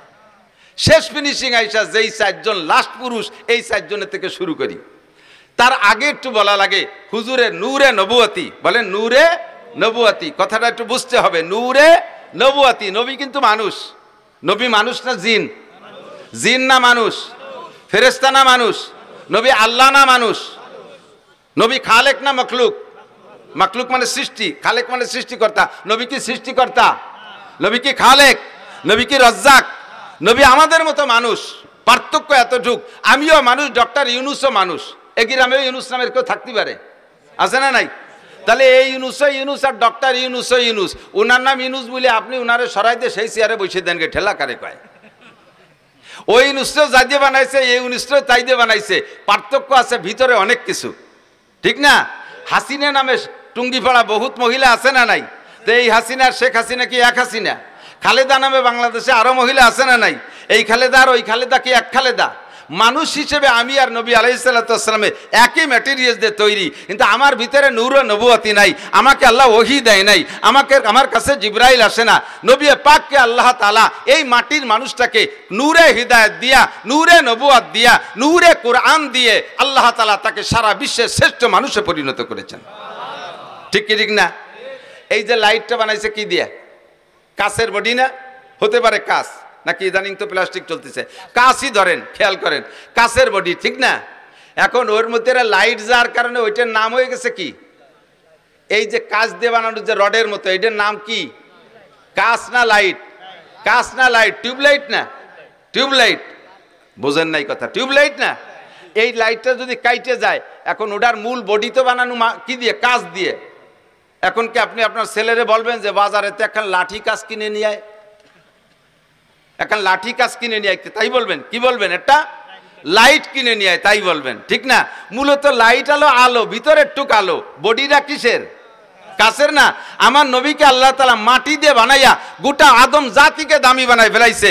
নবী পাক মাটির মানুষ, ভিতরে নূরের লাইট, হিদায়াতের নূর, নবুয়তের নূর, কোরআনের নূর ঢুকাই দিয়া তাকে নূরের নবী বানাই দিয়েছে। কন্যা সুবহানাল্লাহ, ঠিক কি না? এই নূরের আগমন শুরু হয়েছে কোন জায়গা থেকে? শেষ জামানায় আইসা হযরত ইব্রাহিম আলাইহিস সালামের ছেলে ইসমাইল থেকে শুরু হয়েছে। ইসমাইল আলাইহিস সালামের ভিতরে আল্লাহ তাআলা আমাদের নবীর আগমন উপলক্ষে এই নূরে নবুয়তিটা ফোকাস দিয়ে দিয়েছে। ইব্রাহিম আলাইহিস সালামের 2 ছেলে ইসহাক আর ইসমাইল। ইসহাক আলাইহিস সালামের বংশে বহু নবী, মুসা আলাইহিস সালাম, ঈসা আলাইহিস সালাম, দাউদ আলাইহিস সালাম, সুলাইমান আলাইহিস সালাম, তারপরে ইউসুফ আলাইহিস সালাম, এরকম হাজার হাজার নবী, লক্ষ লক্ষ নবী ইসহাক আলাইহিস সালামের বংশ জন্ম নিয়েছে। আর ইসমাইল আলাইহিস সালামের বংশে মাঝে কোনো নবী আছে কিনা তা আমার ভালো জানা নাই, তবে শেষ নবী একজনই শ্রেষ্ঠ নবী, মুহাম্মদুর রাসূলুল্লাহ সাল্লাল্লাহু আলাইহি সাল্লাম। ইসহাক আলাইহিস সালামের বংশে 2.5 লক্ষ নবীও যদি হয়, রসুলও যদি হয়, সব নবী রসুলকে এক পাল্লায় দিলে, আমার নবীকে আরেক পাল্লায় দিলে কোন পাল্লা ভারী হবে? ভয় পাচ্ছেন? কোন নবীরে খাটো করছি না, নবীরা তো অনেক উপরের। তারপরে আল্লাহ তাআলা যদি আমাদের নবীকে দামি বানাইছে, বা দেখো দা বুজুর্গ তুই কিসসা মুক্তাসার, আল্লাহর পরে এই জগতে সবচাইতে দামি আমাদের নবী মুহাম্মদুর রাসূলুল্লাহ সাল্লাল্লাহু আলাইহি ওয়াসাল্লাম। কথা বলুন ঠিক কি ঠিক না? ইসমাইল আলাইহিস সালামের বংশে জন্ম নিয়েছে আমাদের নবী। আস্তে আস্তে আস্তে আস্তে ইসমাইল আলাইহিস সালাম থেকে নিয়ে প্রায় 30 পুরুষ পরে আইসা হুজুরের আব্বাজি আব্দুল্লাহ রাদিয়াল্লাহু তাআলা আনহু, হুজুরের তাওই দাদার বাপের নাম কি? দাদার বাপরে কি কয় আমাদের দেশে? তাওই। তাওই কয় না? দাদার বাপ তাওই বাপ। বুড়ো বাবা কয়, দাদির মারে বুড়ো মা, নানির মারে বুড়ো মা অথবা মা। ওই তো হুজুরের আব্বা আব্দুল্লাহ, হুজুরের দাদার নাম হুজুরের আব্বা আব্দুল্লাহ, হুজুরের দাদার নাম আব্দুল মুত্তালিব বলে জানি। আর আব্দুল মুত্তালিবের বাপের নাম হাশেম। নাম কি? এই হাশেম হুজুরের চতুর্থ পুরুষ, হুজুর থেকে নিয়ে চতুর্থ পুরুষ। এত সুদর্শন, এত হ্যান্ডসাম পুরুষ ছিলেন, আল্লাহু আকবার। কুরাইশদের নেতা ছিলেন, মক্কার নেতা ছিলেন, কাবাঘরের জিম্মাদারি উনার হাতে ছিল। ইয়াং মানুষ, যুবক মানুষ, আল্লাহ। মক্কায় থাকতে উনার আরো কয়েকটা বিবাহ ছিল, সে সময় ততাধিক বিয়ে, এখনো তো সৌদি আরবওয়ালারা অনেক অনেক বিয়ে করে। তো উনার আরো বিবাহ ছিল, আরো সন্তানও ছিল। এই মক্কায় উনার স্ত্রী পরিবার পরিজন রেখে উনি গাজায়, ফিলিস্তিনের যে গাজা না বর্তমানে গাজা, এই গাজায় উনি ব্যবসার নিয়েতে মদিনা হয়ে গাজার দিকে রওনা দিয়েছে। তো মদিনায় যাওয়ার পরে মদিনার বাজারে যখন উনি ঢুকছে, তখন মদিনার বাজার দিয়ে দেখতেছে সবকিছু, তার মধ্যে দেখে পর্দা ফুসিতে তো নেই, সবই বেপর্দা। এই বেপর্দার ভিতর দিয়ে একটা মহিলাকে দেখলেন, তার চাল চলন, উঠা বসা, হাঁটা, তার কথাবার্তা একটু ব্যতিক্রম, অত্যন্ত শালীন, অত্যন্ত ভদ্র, দারুণ নম্র, একটু লাজুক লাজুক মনে হচ্ছে, অত্যন্ত রূপসী সুন্দরী। এই মেয়েটাকে দেখিয়া হাশেমের নজর পড়ছে, লোক লাগাইছে, দেখো তো এই মেয়েটার অবস্থা কি, মেয়েটা কি বিবাহিতা না অবিবাহিতা, বিবাহিতা হলে বা বিধবা কিনা, তার স্বামী আছে না নাই। লোক লাগায় রায়বার লাগায় দেখা গেল যেই মহিলাটার স্বামী মানে বিবাহিতা মহিলা, 2টা বাচ্চা আছে, কিন্তু তালাক প্রাপ্তা, তালাক হয়ে গেছে, বর্তমানে স্বামী নেই। সুযোগ পেয়ে হাশেম প্রস্তাব দিলেন, তার কাছে বলো, আমার বাস্তবটা বলো, আমি কোন বংশের, আমি মক্কার মানুষ, আমি কুরাইশি মানুষ, আমি কাবাঘরের জিম্মাদার, আমি কুরাইশদের নেতা, আমি বর্তমানে এই অবস্থা আছি, ব্যবসা বাণিজ্য আমার অনেক সুন্দর, আমার বাহ্যিক রূপ ও চেহারা দেখো, মেয়েটাকে বলো দেখতে, সে যদি আমাকে লাইক করে, পছন্দ করে, তাহলে আমি তাকে বিবাহের প্রস্তাব দিলাম, রাজি থাকলে তোমরা আমাদের বিবাহ পড়াই দাও। রায়বার যে সুন্দর করে বলার পরে মহিলা রাজি হয়ে গেছে, আচ্ছা ঠিক আছে আমি বিয়ে বসবো। যথারীতিতে বিয়ে হয়ে গেল। বিয়ে হয়ে যাওয়ার কারণে উনি তাৎক্ষণিকভাবে গাজায় চলে গেলেন না, মদিনায় কয়েকদিন অবস্থান করলেন, শ্বশুর বাড়ি, ওই মহিলার বাপের বাড়ি। সেখানে কয়েকদিন থাকার ভিতর দিয়ে আল্লাহর কুদরতি সিস্টেমে হাশেমের ভিতরে যে নূরে নবুয়তি চমকাচ্ছিল, ওই নূরে নবুয়তি ওই মহিলার গর্ভে চলে গেছে, মহিলা গর্ভধারিণী হয়ে গেছে। গর্ভ হয়ে যাওয়ার পরে উনি ওখানে স্ত্রীকে রেখে উনি গাজায় চলে গেছে। গাজায় ব্যবসা বাণিজ্যের ভিতর দিয়ে ওখানে ওনার ইন্তেকাল হয়ে গেছে, হাশেম আর ফিরে আসতে পারে নাই। টাইম হয়ে যাওয়ার পরে মহিলা গর্ভপাত করেছেন, বাচ্চা ডেলিভারি করে দিয়েছেন। ডেলিভারির পরে যেই বাচ্চাটা হলো, এই বাচ্চার ভিতরে এবার সেই হাশেমের রূপরেখা নূরে নবুয়তি বাচ্চার মধ্যে চমকাইতেছে। পরিবার পরিজনের সকল সদস্য বাচ্চার চেহারা দিকে মুগ্ধ হইয়া তার নাম রাখতে বাধ্য হয়েছে সাইবাতুল হামদ। সাইবাতুল হামদ মানে প্রশংসার ডিব্বা। এত চেহারা, এত রূপ, এত সবকিছু দেখে সবাই মুগ্ধ, নাম রেখেছে সাইবাতুল হামদ। মায়ের কোলে থাকে, নানা বাড়ি থাকে, থাকতে থাকতে 5-6 বছর যখন বয়স হয়ে গেছে, তখন হাশেমের মক্কা একটা ছেলে ছিল, নাম তার মুত্তালিব। একটু খেয়াল করতে হবে, খুব বুঝার নাম ছিল, তার নাম কি? মুত্তালিব। ওই হাশেমের ছেলে মুত্তালিব খবর পাইছে আমার আব্বা মদিনায় একটা বিয়ে করছেন, সেই ঘরে আমার একটা ভাই জন্ম হয়েছে, আমার আব্বা তো গাজায় গিয়ে মারা গেছে, আমার বিধবা মায়ের কাছ থেকে দেখে আমার ভাইটাকে আনা যায় নাকি। মুত্তালিব চলে গেছে মদিনায়, যাইয়ে খবর নিয়ে খুঁজে পেয়ে গেছেন। পাওয়ার পরে বললেন যে মা, আমার ভাইকে আমার কাছে দিয়ে দেন, আপনি কষ্ট করবেন কেন, আমাদের সন্তান আমরা নিয়ে যাই। অনুমতি দিলেন, নিয়ে চলে আসলেন। উটের পিঠি বসাইয়া মক্কা থেকে মদিনা থেকে মক্কা 450 কিলোমিটার, 450 কিলোমিটার 7-8 দিন পর্যন্ত উটের পিঠে বসে আনতে আনতে আনতে যখন মক্কায় ঢুকছে, পিছনে ছোট বাচ্চা একেবারে ধুলায় ধূসারিত হয়ে গেছে, কাপড় চোপড় ময়লা হয়ে গেছে, গুলামের মতো দেখা যাচ্ছে। যখন মক্কায় ঢুকছে, মক্কিরা জিজ্ঞেস করছে, মুত্তালিব তোমার পিছে কে বসা? ওনার পিছে কে বসা? মুত্তালিবের ভাই। এখন যদি বলে পিছনে আমার ভাই বসা, তাহলে ওনার ইজ্জত যায়। যে গুলামের মতো একটা ময়লা নোংরা ছিঁড়া কাপড় পরা পোলা, সে ওনার ভাই, এই বলে ওনার ইজ্জত যাবে। বিদায় উনি ভাই বলে পরিচয় না দিয়ে কয়, হাজা আব্দি, এটা আমার গুলাম। তো গুলামের মালিক মুত্তালিব হলেন মালিক, আর এইটা হলো সাইবাতুল হামদ হলো গুলাম। আরবিতেই 2 শব্দের মিলে কয় আব্দুল মুত্তালিব, মানে মুত্তালিবের গুলাম। আসল নাম হলো সাইবাতুল হামদ। এই সাইবাতুল হামদ হলো হুজুরের দাদা। তো এখন মুত্তালিব পরিচয় দিচ্ছে, এটা আব্দুল মুত্তালিব আমার গুলাম। এরপরে বাসায় নিয়ে ধুয়ে মুছে পরিষ্কার করে কাপড় চোপড় নতুন করে পড়াইয়া তার নামে তারে পরিচিত করে দিতে চেষ্টা করতেছেন, কিন্তু আর কোনোদিনও মানুষ তাকে সাইবাতুল হামদ বলে ডাকে না, তারা আব্দুল মুত্তালেব কইই ডাকে। এই আব্দুল মুত্তালেব ধীরে ধীরে ধীরে ধীরে বড় হইলে মুত্তালেবের স্থানে, হাশেমের স্থানে চাবি ছিল মুত্তালেবের কাছে, মুত্তালেবের স্থানে এবার চাবি পেয়ে গেছে এই সাইবাতুল হামদ আব্দুল মুত্তালেব। কাবাগরের চাবি ওনার হাতে, মক্কার নেতৃত্ব ওনার হাতে, দেখতে সেরকম সুঠম বডির অধিকারী, নুরানি চেহারা তার ভিতরে, নবুয়তি চেহারা তার ভিতরে ফোকাস মারতেছে। এই সাইবাতুল হামদ আব্দুল মুত্তালেব এবার বিবাহ করছেন। বিবাহ করার পরে একটা সন্তান হয়েছে হারেস। নাম কি? হারেস। আব্দুল মুত্তালেবের প্রথম সন্তানের নাম হারেস। এই ছেলেটা বড় হয়ে উঠছে, মাঝে আর তেমন কোনো সন্তানাদি নেই।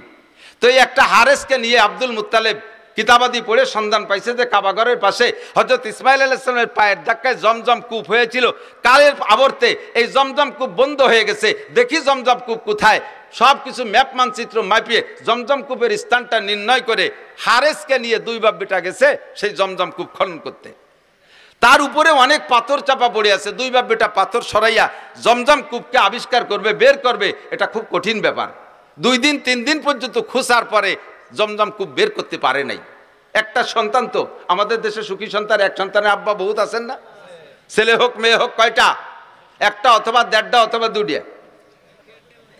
1.5টা মানে ঠ্যাং একখান নাই, হাত একখান নাই, আজ কোন পঙ্গু হয়েছে, আর একটা পুরো। সুখী সংসার। এবার আমরা অত্যন্ত খুশি, একটা ছেলে একটা মেয়ে, জায়গা জমি বহুত কিছু আছে, ব্যবসা বাণিজ্য আছে, বড় আনন্দিত। তবে এক সন্তানের বাপ হওয়া অতটা সুখের বিষয় না। সময় সময় এক সন্তানের বাপ মহা বিপদেও পড়ে যায়, কথা কন না কে? যেই বিপদে পড়ে আব্দুল মুত্তালেব আল্লাহর কাছে মান্নত মানছে। আমাদের দেশের বিপদ কি? আপনার পাশের বাড়িওয়ালা যদি থাকে, পাশের বাড়ি আপনার এক চাচতো ভাইয়ের যদি 7টা ছেলে হয়, 7 ছেলের বাপ, তাহলে যেই বাপের 7টা ছেলে একবারে জাকা মারিয়ে তাগড়া জুয়ান হয়ে ওঠে, 80 বছরে বাপেরও ফিরে যৌবন ফিরে আসে ছেলেদের শক্তির সাথে সাথে। এরা 8 বাপ বেটা লাইঠেল। আর আপনারা সুখী সংসার 2 বাপ বেটা, সুখী সংসার 2 বাপ বেটা, আর ছেলে মেয়ে নেন নাই। আর উন্ডা 8 বাপ বেটা, আটখানিক জায়গা নিয়ে পাশের বাড়ি এলাকার সাথে যদি গন্ডগোল লেগে যায়, 2 বাপ বেটা 8 বাপ বেটার সাথে যদি লাইগে যায়, এই সুখী সংসার ওই 8 বাপ বেটার সাথে অসুখী সংসারের সাথে যদি পিঠে পিঠি লাগে, মায়ের কারা খাবে? সুখী সংসার মায়ের খেয়ে শুয়ে যাবে না, কথা কয় না? 2 বাপ বেটারে বাল হইয়া 8 বাপ বেটা একেবারে দোড়া চাপের মতো টান টানুরি রাস্তায় শোয়াই দিছে, পুরো মারিয়ে ফেলে নাই, মরে নাই। তো বুড়ো এই 80 বছর বয়সে সুখী সংসারের বুড়ো মায়ের খাইয়ে টান টান হইয়া এখন লম্বা লম্বা হাই ছাড়ে। আর যদি 2 সাইডে থাকতো তাহলে এরকম জোড়া বাড়ি খাতাম না, আর 2 সাইডে থাকলি জোড়া বাড়ি খাইতাম না। বসছে কোন সময়? যে সময় ওনার পার্স পাতি সব শেষ। আর হাজারো চেষ্টা করলে 2 সাইডের বাপ হওয়া সম্ভব, আল্লাহ যদি দেয় সেটা তার ব্যাপার। অসময় আছে তুমি সুখী সংসারে দুঃখী সংসারে অনুভব করতে পারছো। হারেস সাইবাতুল হামদ আব্দুল মুত্তালেব সময় মতোই বুঝে ফেলাইছে যে আমার এই এক সন্তান দিয়ে জমজম খুব খুঁজতে পারলাম না, যদি এরকম 8 বাপ বেটার সাথে কাইজি ডাঙ্গা লাগিয়েই যায় তাহলে তো মায়ের খাইয়ে আসতে হবে। সাথে সাথে কাবাঘরে গিলাফ ধরে মান্নত করছে, আল্লাহ যদি তুমি আমার 10টা পুত্র সন্তান দাও, যদি 10টা পুত্র সন্তান দাও, তাহলে একটা সন্তানকে আমি তোমার রাস্তায় এই কাবাঘরের পাশে জবাই করে দেব, কুরবানি দেব। কি এই সামান্যতের মান্নত চিনতে হতে পারেন? উনার জন্য এই মান্নত পুরো করা ওয়াজিব, কিন্তু এমন মান্নত যদি এই সমাজে কেউ করেন, এই মান্নত পুরো করা ওয়াজিব না। অনেকে মানে, মারা, বিশেষ করে মারা মান্নত মানে, সন্তান যদি অসুস্থ হয়ে পড়ে কয় আল্লাহ যদি তুমি আমার বাবারে বাঁচাও, আল্লাহ আমার বাবার রোগ আমারে দিয়ে আমার বাবারে সুস্থ করে, এরকম কয় না মারা? নিজের রোগ, বাবার সন্তানের রোগ আমারে দিয়ে আমার বাবারে বাঁচাও, আমার হায়াত তারে দিয়ে আমার বাবারে বাঁচাও, যদি আমার বাবা বেঁচে যায়, আমার সন্তান যদি বেঁচে যায়, তাহলে আমি জীবিত অবস্থায় 7 দিন কবরে থাকবো। তাইয়ে দেখছো কিরম ঠে? এরকম মান্যতের মশালা আমার কাছে আসে, মিথ্যে কথা বলতেছি না। এই কত যে আসে মাঝে মাঝে উদ্ভট মানে এই মান্যতের কথা। একজনের মান্যত মানছে, হুজুর আমি নিয়ত করছি কাবা ঘরে একটা হেরিকেন দেব। কাবা ঘরে গেছি মানে হেরিকেন লাগাই কোন জায়গা? বাঙালি হেরিকেন কাবা ঘরে চলে? এ মান্যত মানছে, জানি কি এরবে? এরকম কঠিন কঠিন প্রশ্ন। 7 দিন কবরে তাজা অবস্থায় থাকবো, থেকে দেখছেন একদিন? আরে মরার পরে একদিন থাকবো কিভাবে, সেই চিন্তায় ঘুম হয় না। মরার পরে কিভাবে কবরে থাকবো একদিন, সেই প্রথম রাতটা নিয়েই চিন্তা। কবরের প্রথম দিন, মার রব্বুকা মা দীনুকা আমান হাদার রাজুলুল্লাযী বুইসা ফীকুম, তিনটা প্রশ্নের জবাব আমাকে কবরে থেকে দিতে হবে। তিনটা প্রশ্ন হবে আমার জন্য, আমার সামনে। এই তিন প্রশ্নের জবাব না দিতে পারলে আমার খবর আছে। ওই রাতটা, ওই দিনটা, প্রথম দিন কবরের ওই সময়টা নিয়ে চিন্তা করে তাই রাতে বিছানায় পিঠ দিয়ে ঘুম আসে না টেনশনে। যারা চিন্তা করে, কথা কন না, ঠিক কি ঠিক না? যাদের মধ্যে চিন্তা আছে তারা ভয় পায়। আর তাজা 7 দিন কবরে থাকবা, এইরকম মান্যত যদি কেউ মানে, এই মান্যত পুরো করা লাগবে না, তার তওবা করে কিছু সদকা আল্লাহর রাস্তায় দিয়ে দিলে হবে। কিন্তু আব্দুল মুত্তালিবের মান্যত পুরো করা লাগবে, সাইবাতুল হামদের মান্যত পুরো করা লাগবে। 10টা পুত্র সন্তানের দোয়া করেছে আল্লাহর কাছে, আল্লাহ যদি 10টা পুত্র সন্তান দাও, একটাকে আমি তোমার রাস্তায় কুরবানি করে দেব। আল্লাহ টপ টপ করে একের পর এক 10টা পুত্র সন্তান দিয়ে দেছে। জমজম খুব খনন করতে সন্তান লাগবে, এই জন্য 10টা সন্তান চাইছে। কয় বাব্বিটা মিলিয়ে এবার জমজম খুব আবিষ্কার করেও ফেলাইছে। এখন সন্তানরে কুরবানি দাও, কুন্ডারে কুরবানি দেবে। ভাগ্যক্রমে আস্তে আস্তে 10 নম্বর সন্তান আব্দুল্লাহর ভিতরে, ওই সাইবাতুল হামদের মধ্য থেকে, এতদিন অন্য কোন সন্তানের ভিতরে প্রকাশ পায় নাই, আব্দুল্লাহর ভিতরে নূরে নবুয়তি চমকাইছে। 10টার ভিতরে এবার যেটা সবচাইতে সুদর্শন চেহারাওয়ালা, তারে কি হাতে ধরে জবাই দিতে মনে কয়? চাইতেছে যে ঘুরে ফিরে অন্য একটারে, যেটা বুসা টুসা একটু কালা টালা আছে, ওর একটারে মাইরি দিয়েছে মান্যত পুরো করে। কিন্তু তবুও তো সন্তান, তবুও কোনোভাবে কি আব্বা জবাই দেওয়া সম্ভব? কিন্তু মান্যত করছে, আল্লাহর ওয়ার্ডার পূরণ করতেই হবে। 8 নম্বর ডানা, 6 নম্বর ডানা, 1 নম্বর ডানা, 10 নম্বর ডা, কাজেই একটারে বের করতে লটারি লাগবে। এবার একের থেকে, হারেস থেকে নিয়ে লটারি করা শুরু করছে। যে কয়বার লটারি করছে 3 বার, প্রত্যেকবার আব্দুল্লাহর নাম আসে। যেটারে সবচেয়ে ভালোবাসে, যারে বাঁচায় রাখার জন্য লটারির পদ্ধতিতে গেলেন, সেইটার নামই আসে বারবার। তো যেহেতু 3-4 বার বা প্রত্যেকবার লটারিতে ওই একই নামে আসে, এখন তারে তো আর বাঁচানোর উপায় নাই। তো বাবা জামা কাপড় পরে রেডিও, তো আল্লাহর হুকুম, আল্লাহর মান্যত পুরো করতে হবে। বাস্তব কাজেই ছেলেও কোনো দ্বিমত না করে, জি আব্বা চলেন যাই, ছেলেকে নিয়ে গোটগাট করে রওনা দিছে কাবার পাশে নিয়ে তবে।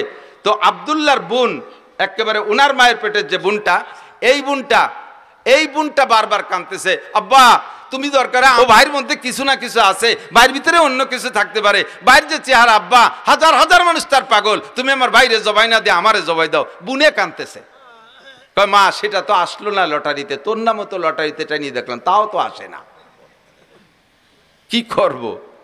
তো কয় আব্বা একটা পদ্ধতি অবলম্বন করেন, যদি এসে যায় ভাগ্য পরিবর্তন হয়েও যেতে পারে। 10টা উটের সাথে আর আমার ভাই আব্দুল্লাহর সাথে একটা লটারি টানেন। 10টা উট আর আব্দুল্লাহ, দুইজনের মধ্যে লটারি টানেন। সেই সময় একজন মানুষকে যদি কেউকে যদি কেউ হত্যা করতো, একজন মানুষের জীবনের বিচার 10টা উট। সেই জন্য 10 উটের সাথে লটারি টানতে বলছে। তো 10 উটে লটারি টানছে, এ জায়গা 10 উটের নামে লটারি আসে নাই, আব্দুল্লাহর নামে শিখেছে। কাব্বাত আলী 20টায় টানেন, 20টে টানছে, তা আব্দুল্লাহর নাম। 30টায় টানেন, তা আব্দুল্লাহর নাম। 40টায় টানেন, তা আব্দুল্লাহর নাম। 90টায় টানেন, তাও আব্দুল্লাহর নাম। কয় যে মা আর বাঁচানো গেল না, আর কত টানবো? কয় যে আব্বা আর শেষবারের মতো 100 উটির সাথে একটা টান দিয়ে দেন। একদিকে 100 উট, আরেকদিকে আব্দুল্লাহ। এই 100 উট আর আব্দুল্লাহর ভিতরে লটারি টানলে এবার 100 উটের নামে লটারি আসছে, আব্দুল্লাহ বাইসে গেছে। বলেন আল্লাহু আকবার। আল্লাহ নবী আলাইহিস সালামকে আল্লাহ তাআলা দুনিয়া আনতেছেন, সবাই টাকা দেন, ওয়াজ হবে না। আর দোয়াই দেখছো, গাই দোয়াইছো কোনোদিন? না ফানাই দোয়ানো যায়, দইরে টান দিলি বান ছিঁড়ে যায়, দুধ বেরিয়ে।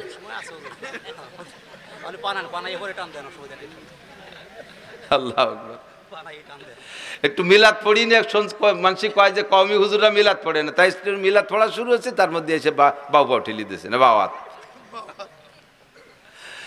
আর অল্প একটু পড়িয়ে তারপরে জায়গায় চলে যাবেন ইনশাআল্লাহ। আমি যত ভালো আজ করি আপনারা খুশি হবেন বা আপনাদের প্রয়োজন মেটবে, কিন্তু গাইরেস্তের যে চাহিদা আছে তা পূরণ না করলে আমারে খাতি দেবে না। আল্লাহ কষ্ট নিয়েন না।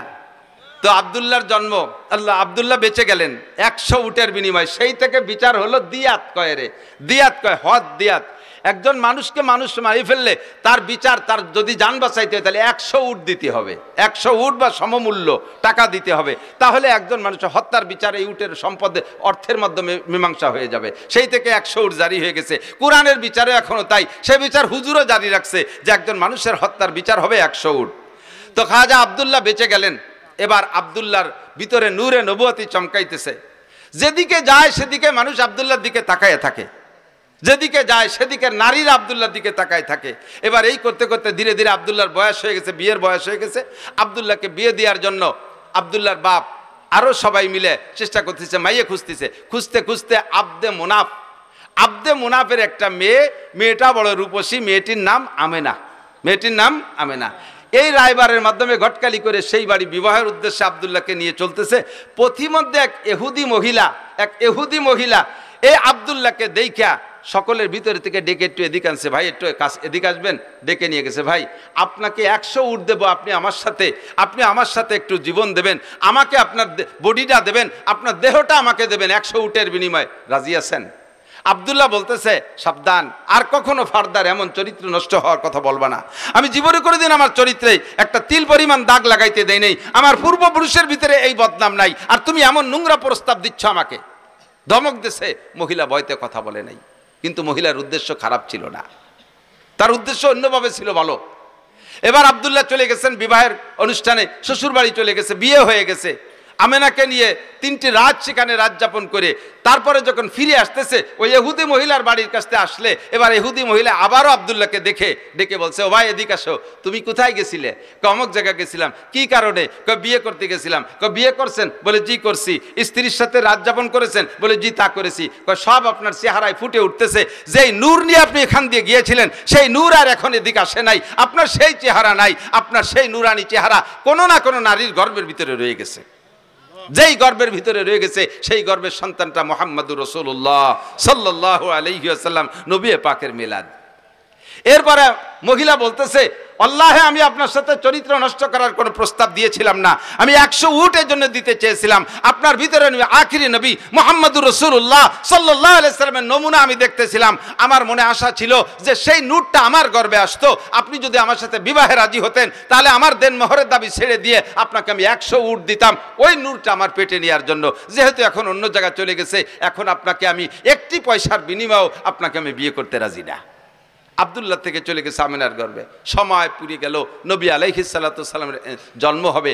এই জন্মের কিছুদিন আগে হুজুরের আব্বাজি ব্যবসায় যে সেখানে ইন্তেকাল করেছেন। হুজুরের আব্বা আর আসেন নাই, মদিনার পথে ইন্তেকাল করেছেন। এরপরে নবী আলাইহিস সালামের জন্ম হলো। নবী আলাইহিস সালামের জন্ম যখন হয়, কেসরার সিংহাসনে পাথর লাগানো ছিল, যেই পাথরকে তারা পূজা করত, যেই পাথরকে শ্রদ্ধা করত, পাথর থেকে লাইট চমকাইতো। নবী আলাইহিস সালাতু ওয়াসালামের সাথে আরশে আজিমের মালিকের কুদরতি সিস্টেমে ওখান থেকে 14 খান পাথর খসে পড়ে গেছে।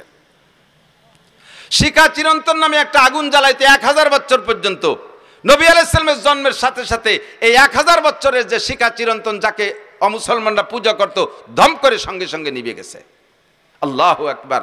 আমার নবীর জন্ম হলো দুনিয়ায়, আসমান জমিন সব সুরভিত হলো, ফেরেশতারা নারায় তাকবীর দিচ্ছে, জিন্দা যারা টের পাইছে তারা সন্তুষ্ট খুশি হচ্ছে। এভাবে বিভিন্নভাবে নবী আলাইহিস সালাতু ওয়াসালামের যে ভবিষ্যৎ উজ্জ্বল হবে এটা অনেকেই টের পাচ্ছে, বিশেষ করে ইহুদি আর নাসারারা।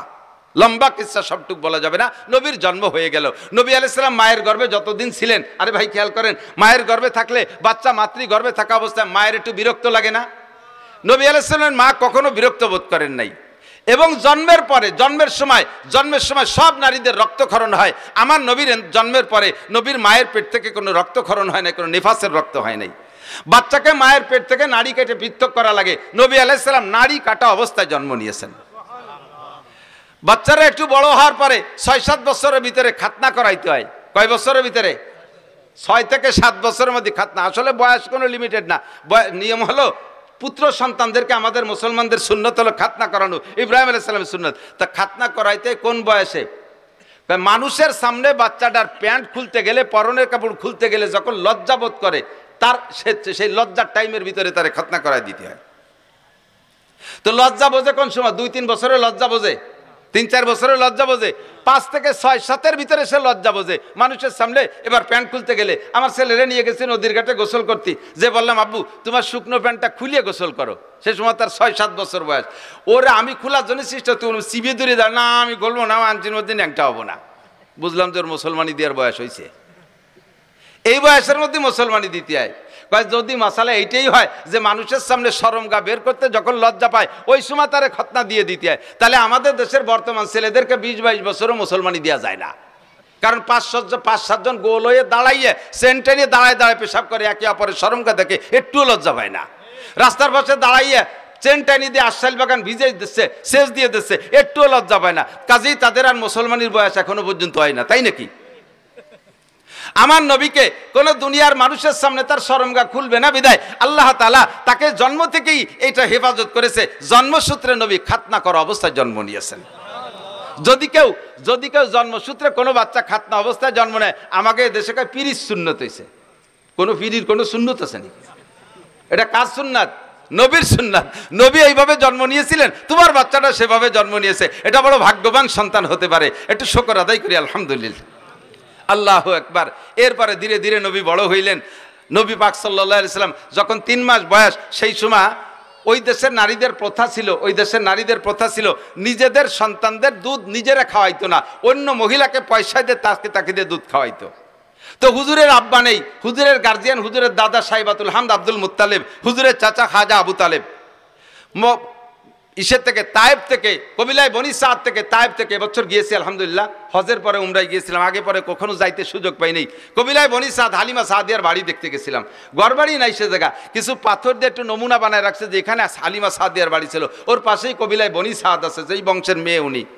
তো দুর্বল গরিব মানুষ, একটা দুর্বল উট নিয়ে গেছে, হাঁটতে পারে নাই, উটেরও স্তন শুকোয় গেছে, উটের বাচ্চাও তার মায়ের দুধ পায় না। আর হালিমা সাদিও না খাওয়ার কারণে নিজের স্তন শুকিয়ে গেছে, ওনার একটা বাচ্চা আব্দুল্লাহ, সেও দুধ পায় না। এমতো অবস্থায় গেছে মদিনা মক্কায়, একটা বাচ্চাকে কিনে এনে কিছু পয়সার বিনিময়ে তার একটু দুধ খাওয়াবে। হালিমার এই শারীরিক অবস্থা দেখা কোনো পয়সাওয়ালার বা ধনী মানুষ যারা, তারা কেউ নারে বাচ্চা দেয়নি, কেউ নাকে বাচ্চা দেয়নি, একেবারে খালি হাত। অন্যরা সবাই ধনী গণী দেখে দেখে নিয়ে গেছে। আল্লাহু আকবার। আর হালিমাকে কেউ দেয় নেই। লাস্টে হালিমা তার স্বামীকে বলতেছে, একেবারে খালি হাতে চলে যাওয়াটা অপমানই মনে হচ্ছে, আর ওই বাচ্চাটাও এতিম বলে তারও কেউ নেই পয়সা দিতে পারবে না, আমরাও যে অবস্থা বাচ্চাটারও সে অবস্থা, এই অভাবের মধ্যে দিয়ে ওইটি নিয়ে যাই কেমন হয়? স্বামী একমত হইলেন, ঠিক আছে নিয়ে যাও, ওইটাই নিয়ে চলো। সেই বাচ্চাটা মোহাম্মদুর রাসূলুল্লাহকে খাজা আব্দুল মুত্তালিবের সাথে কন্ট্যাক্ট করে নিয়ে রওনা দিছে, নিয়ে মানে কোলে নেছে। কোলে নেওয়ার সাথে সাথে হালিমার শুকনো দেহের ভিতরে, তার শুকনো স্তনের ভিতরে একেবারে থম ধরে দুধে ভরপুর হয়ে গেছে। বাচ্চাও খাইছে, নিজের বাচ্চাও খাইছে আব্দুল্লাহ, আর নবী পাকও পেট পুরে দুধ পান করছেন। এর আগে 3 রাত পর্যন্ত আব্দুল্লাহ ঘুমোয় না দুধের অভাবে। উটের বাচ্চাটা ছটফট করতেছে দুধের অভাবে, উটের স্তনে দুধ নাই। হালিমা দুধ খাইলেই তো তার দুধ হবে। এখন হালিমা দুধ খাবে কোন জায়গা থেকে? সেই শুকনো স্তনওয়ালা উটটার থন সম্পূর্ণ দুধে ভরপুর হয়ে গেছে। উটের বাচ্চাও খাইছে, দোয়াইয়ে উন্ডাও খাইছে, আরামসে ঘুমাইছে। যেই উটটা হাঁটতে শক্তি পায় না, সেই উটের পিঠে সওয়ার হয়ে 3 জনে রওনা দিছে। শক্তিশালী সব উটকে পিছে ফেলাইয়া আমার নবীর উট সবচাইতে আগে চলে গেছে। 3 মাসে বাচ্চাকে নিয়ে চলে গেছে। যখন 2 বছর পুড়ে গেছে, দুধ খাওয়ানোর মেয়াদ শেষ, এরপরে নিয়ে আসছে হালিমা আবার আমেনার কাছে, এনে বলতেছে, মা এই যে আপনার বাচ্চা। তা আমেনা বলতেছেন, বাচ্চাদেরকে মূল আদর্শ সামাজিকতা যদি শিখাইতে হয়, তাহলে মূল আদর্শ আর সামাজিকতা আছে গ্রাম অঞ্চলে। শহরে 12 ভেজালি মানুষ, শহরে 12 দেশের মানুষ, এ জায়গা মূল আদর্শ খুঁজে পাওয়া যায় না। আদর্শ আসল ভাষা গ্রাম অঞ্চলে, মূল আদর্শ গ্রামে। কাজেই বাচ্চাটাকে আরো কয়দিন রাখেন, আরো কিছুদিন রাখলেন। 4 বছর যখন রাখছে, 4 বছরের ভিতরে ফাঁকে একবার আব্দুল্লাহ আর হুজুর 2 জন পাশে এক জায়গায় খেলাধুলা করতে গেছে। হালিমার ঘরের থেকে বেরোইয়া আমি সে জায়গাটাও দেখে আসছি আলহামদুলিল্লাহ। যে জায়গায় হুজুর আলাইহিস সালাম খেলাধুলা করতে গিয়েছিলেন, হঠাৎ করে 2 জন লোক আইসা, জিব্রাইল আর মিকাইল, মানুষের রূপ ধারণ করে, তাসতুম মিনাজ যাহাব মুলাবাতুম মিনান নূর মিনাস সালজ, বরফওয়ালা নূরের পানি একটা পাত্রে, স্বর্ণের একটা পাত্রে আইনা রাইখা নবী আলাইহিস সালামকে ধরে চিৎ করে শোয়াইয়া হলকুম থেকে নাভি পর্যন্ত ফেরিয়ে ফেলাইছে।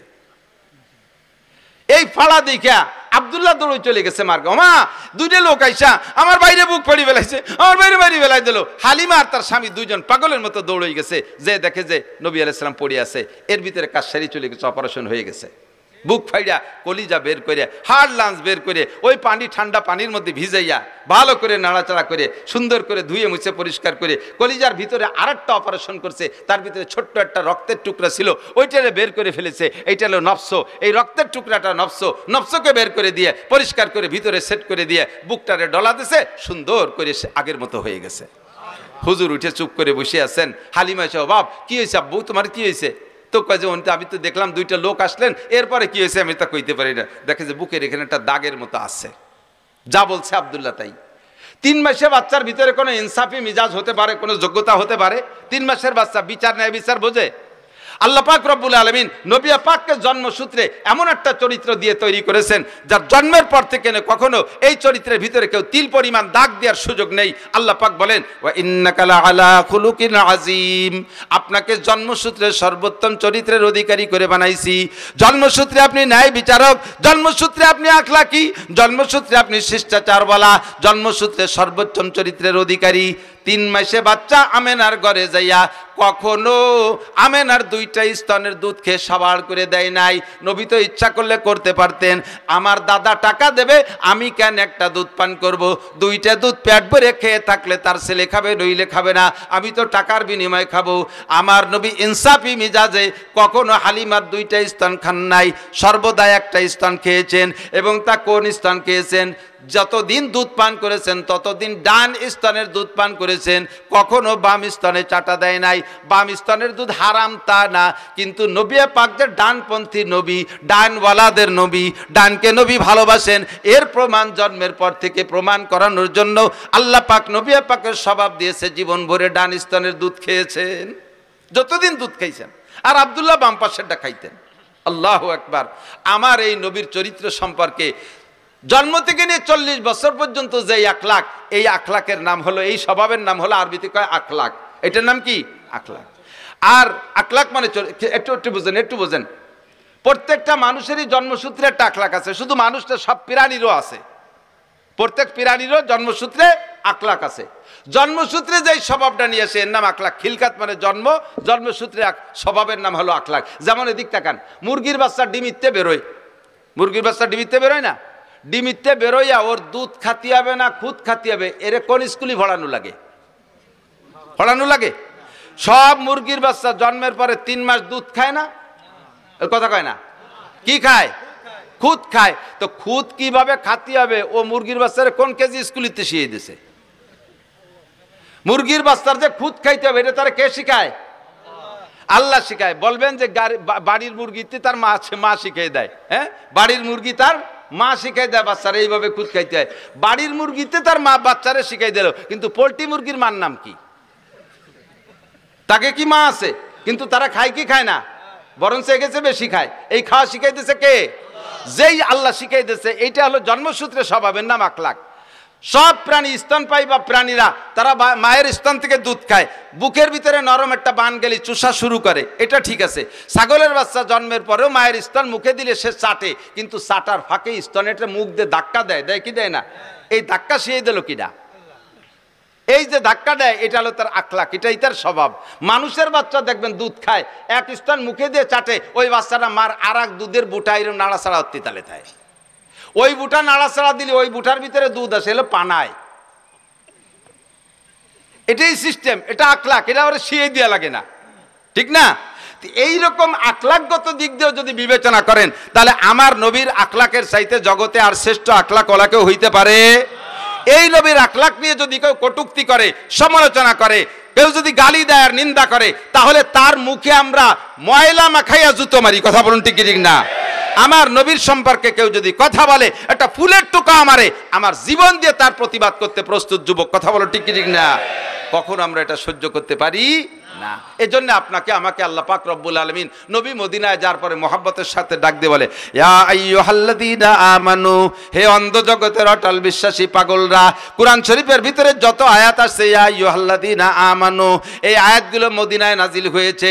এর অর্থ হলো, হে অন্ধ জগতের অটল বিশ্বাসী পাগলরা, তোমরা নবীর সুন্নতের পর আমল না করলেও নবীর মহব্বত তোমার অন্তরে আছে, তুমি অন্ধ জগতের অটল বিশ্বাসী পাগল। কোন যুবক যদি, মুসলমানের সন্তান যদি নামাজ নাও পড়ে, এমন দিক কোনো যুবক যদি মুসলমানের সন্তান নামাজ নাও পড়ে, রোজা নাও রাখে, টুপি জীবনে পরে নাই, দাড়ি জীবনে রাখে নাই, কোনোদিন সুন্নতে পোশাক পরে নাই, যে কোনোদিন ঢিলাকুলুক ব্যবহার করে নাই, একবারও জীবনে মেশাক মুখে দেয় নাই, কোনোদিন দস্তারখান বিছে খানা খায় নাই, সুন্নত নামাজ তো দূরের কথা ফরজ নামাজও পড়ে না, রমজান মাসে রোজা রাখে না, মুসলমানের সন্তান নাম তার জামাল উদ্দিন, বাপের নাম কামাল উদ্দিন, এই মুসলমানের সন্তানের সামনে যদি আল্লাহর নবীরে কেউ গালি দেয়, মুসলমান যুবক বলো, তাহলে তোমার জীবনের শেষ বিন্দু রক্ত দিয়ে প্রতিশোধ নিবা কি নিবা না?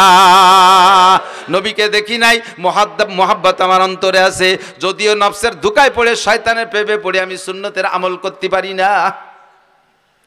তবে মুসলমান যুবক ভালো করে মনে রাখো, দুনিয়ায় তুমি কার কাছ থেকে আদর্শ শিখবা? এমন একটা মানুষ আল্লাহ দুনিয়ায় পাঠায় নাই যে একটা মানুষের গোটা জীবনের ভিতরে 800 কোটি 1000 কোটি মানুষের সমস্ত মানুষের চলার সংবিধান একজন মানুষ থেকে সম্পূর্ণ আসছে, এমন একজন মানুষ পাবেন না। রবি ঠাকুর বড় পণ্ডিত ছিল, অনেক পাণ্ডিত্যপূর্ণ কথা বলছে, তবে তার একার পাণ্ডিত্য দিয়ে কোনো দেশের সংবিধান তৈরি হতে পারে না। কাজী নজরুল পণ্ডিত মানুষ ছিল, তার পাণ্ডিত্য দিয়ে গোটা বিশ্ব চলতে পারে না। আরও যত বড় বড় বিজ্ঞানী চলে গেছে, একজনের পাণ্ডিত্য আর তার নীতি কথা দিয়া সারা দুনিয়ার মানুষ চলতে পারে না। কিন্তু আল্লাহ একটা মানুষই বানাইছে, যে একটা মানুষের গোটা জীবনের জন্ম থেকে মৃত্যু পর্যন্ত 63 বছরের হায়াতকে যদি কেউ স্মরণ করে, তাহলে 800 কোটি না 8 লক্ষ কোটি মানুষও যদি আসে, তাও ওই একটা মানুষের ভিতরে, একটা মানুষের থেকে সমস্ত মানুষের চলার পাথও সংগ্রহ করতে পারে কি পারে না? সারা দুনিয়ার সমস্ত মানুষের আদর্শ একটা মানুষের ভিতরে। আমার নবীর আদর্শ লক্ষ্য করেন, এদিক তাকান, নবী পাক মানুষকে সালাম দিয়ে সাক্ষাৎ করতেন। কতক্ষণ কি দিয়ে?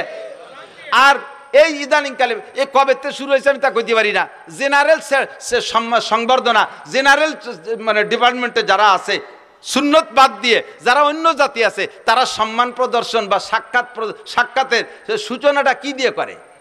1 চড় 1 লাথি। সেনাবাহিনীতে দেখেন নাই, হলিন্দে দাঁড়াইছে, অফিসার যখন আসে তখন কি করে? চড় দেখাই দিছে, দিতে পারলাম না, দেখে রেখেন। এরপরে গুম করে একটা লাথি মারে, কই লাথিটাও দিতে চাইছিলাম তা পারলাম না, এই জন্য মাটিতে দিলাম। 1 চড় 1 লাথিতে সম্মান প্রদর্শন, সাক্ষাৎ, এটা কোন আদর্শ হতে পারে? আমার নবীর আদর্শ আফসুস সালাম, সাক্ষাৎ হবে কি দিয়া? জোরে বলেন কি দিয়া? আরে কন্যা কি দিয়া? সালাম হবে, ক্লিয়ার সালাম। বলেন আসসালামু আলাইকুম ওয়া রাহমাতুল্লাহি ওয়া বারাকাতুহু। আমার নবী সালাম দিয়ে, কি সুন্দর কথা না? আপনিও উত্তর দিচ্ছেন ওয়া আলাইকুম আসসালাম ওয়া রাহমাতুল্লাহি ওয়া বারাকাতুহু, সেম একই কথা একটু উল্টো ভাবে বলছেন, তরজমা একই। আপনার উপরে আল্লাহর পক্ষ থেকে শান্তি, রহমত আর বরকত নাজিল হোক, বলেন না সুবহানাল্লাহ। আমিও বলছি, আপনিও বলছেন। হুজুর বলেন আফসুস সালাম, বাপে ছেলেরে সালাম দাও, স্বামী স্ত্রীকে সালাম দাও, স্ত্রী স্বামীকে সালাম দাও, সন্তানরা আব্বারে সালাম দাও, দাদায় নাতিরে সালাম দাও, নানায় নাতিরে সালাম দাও, উস্তাদ ছাত্ররে সালাম দাও, ছাত্র উস্তাদরে সালাম দাও, চাচায় ভাতিজাকে সালাম দাও, সবাই সালামের প্রচলন দাও, তার মানে দোয়ার প্রচলন দাও। এত মানুষ যদি একে অপরকে দোয়া করে, আসমান থেকে রহমত আর বরকত নাজিল হইতে বাধ্য। পদ্ধতিরা কত সুন্দর না? এরপরে আসেন একটু সাক্ষাতের একটু মুসাফা করেন, হাতে হাত মিলিয়ে সুন্দর করে একটা জাকি দেন। আমার নবীর আদর্শ, হাতে হাত দিয়ে মুসাফা করে হাতে জাকি দিলে নবী বলেন হাতের থেকে সমস্ত সগীরা গুনাহ ঝরে পড়ে যায়। জাকিটা মাইপি জুবিয়ে দেবেন, আবার বেকায়দা জাকি দেবেন না। তাগলা 7 ফুটে জুয়ন একটা আমার মতো দুর্বল মৌলবীরা যদি হাত ধরেন খোট টান দেয়, তাহলে গুড়াইতে খুলিয়ে যাবে না, এ সিস্টেম না। হালকা করে এমন জোরে দেবেন না যে হাতের আঙ্গুলগুলো কড়কড় করে ভেঙে যায়। সুন্দর করে ভদ্রতার সাথে। আবার অনেকে মুসাফা করে এইরকম আঙ্গুলির মাথায় দিয়ে, এটা মুসাফা হয়নি, দুইজনের বৃদ্ধাঙ্গুলের গোড়া এক জায়গায় মিশে যাবে, এভাবে সুন্দর করে হালকা করে একটু মৃদু চাপও দেবেন, হালকা একটা জাকি দেবেন মোহাব্বতের সাথে। সবচেয়ে সুন্দর 2 হাত দিয়ে করা, আপনারও 2 হাত, তারও 2 হাত। আর করোনার পরে তো মুসাফা হয়ে গেছে বক্সিন, দেখছেন না? বক্সিন দিয়ে মুসাফা হয়, বক্সিন হাতে না দিয়ে না হে দেওয়া উচিত। হাতের মধ্যে করোনা ঢুকছে, শয়তানি যত আইসে গেল না কয়ে পারি না। করোনার সময় সুয়াইসে বানাইছে করোনারে, একজনের সাথে একজন কথা বলতে গেলে দূরত্ব বজায় রাখতে হবে। মুখের শ্বাস আর একজনের মুখের ভিতরে চলে গেলে তার ভিতর দিয়ে নাকি করোনা চলে যায়। আল্লাহর রহমতে করোনার বছর প্রত্যেকদিন আমাদের মাহফিল ছিল, একই মাইকে 5-6 জন বক্তা আমরা ওয়াজ করে গেছি। আমি কথা বলতেছি, হালকা হালকা থুকও ছিটতেছে, ওর মধ্যে যাচ্ছে, শ্বাস যাচ্ছে।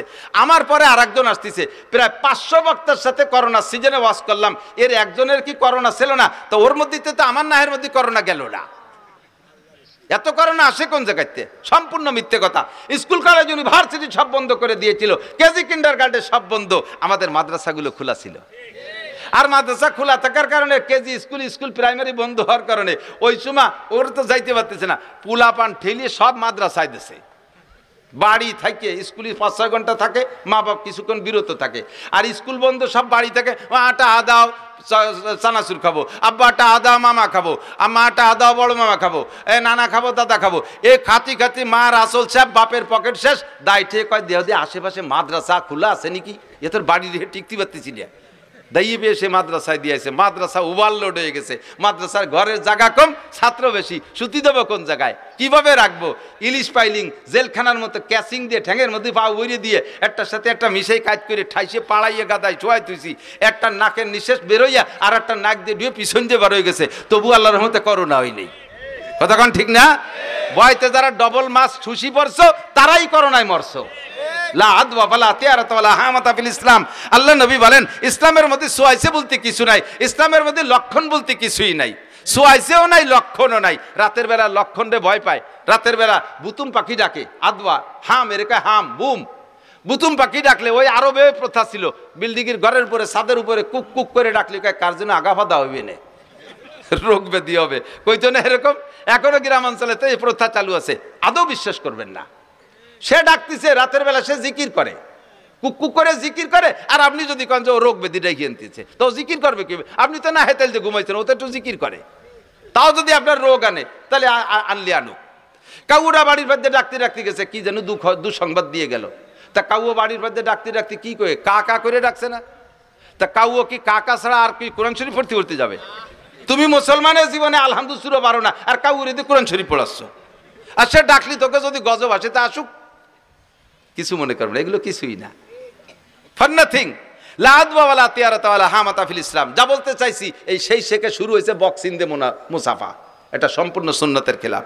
মুসাফা করবেন নিয়মতান্ত্রিক।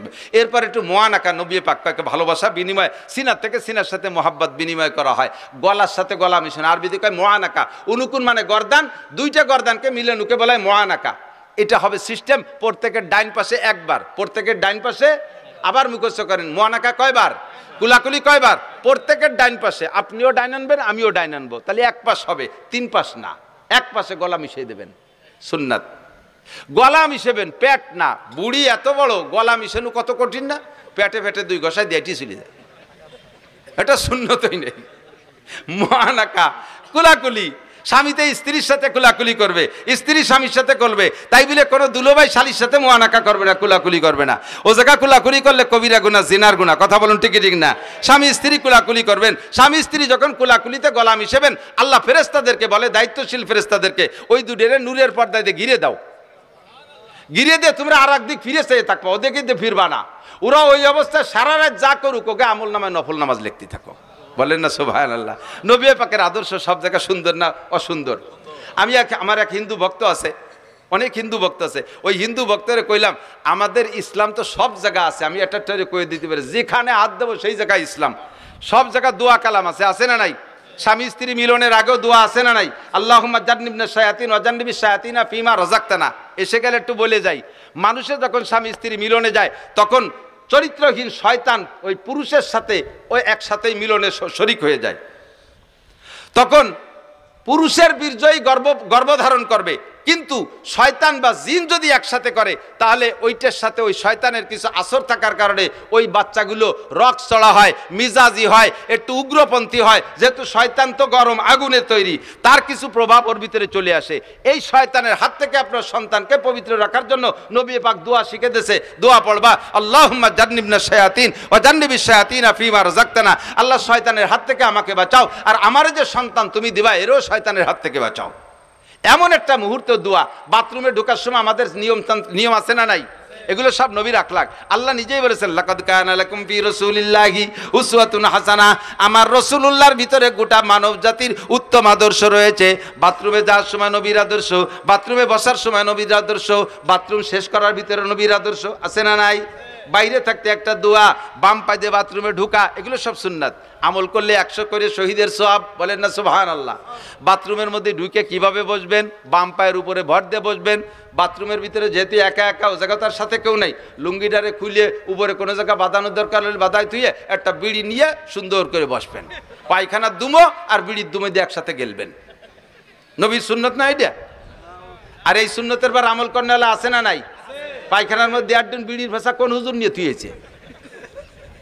সর্বনের পিছাব স্ট্যান্ডে যত বাস স্ট্যান্ডে যত বাথরুম আছে, যে দেখুন তার ভিতরে কি পরিমাণ বিড়ির ভাষা।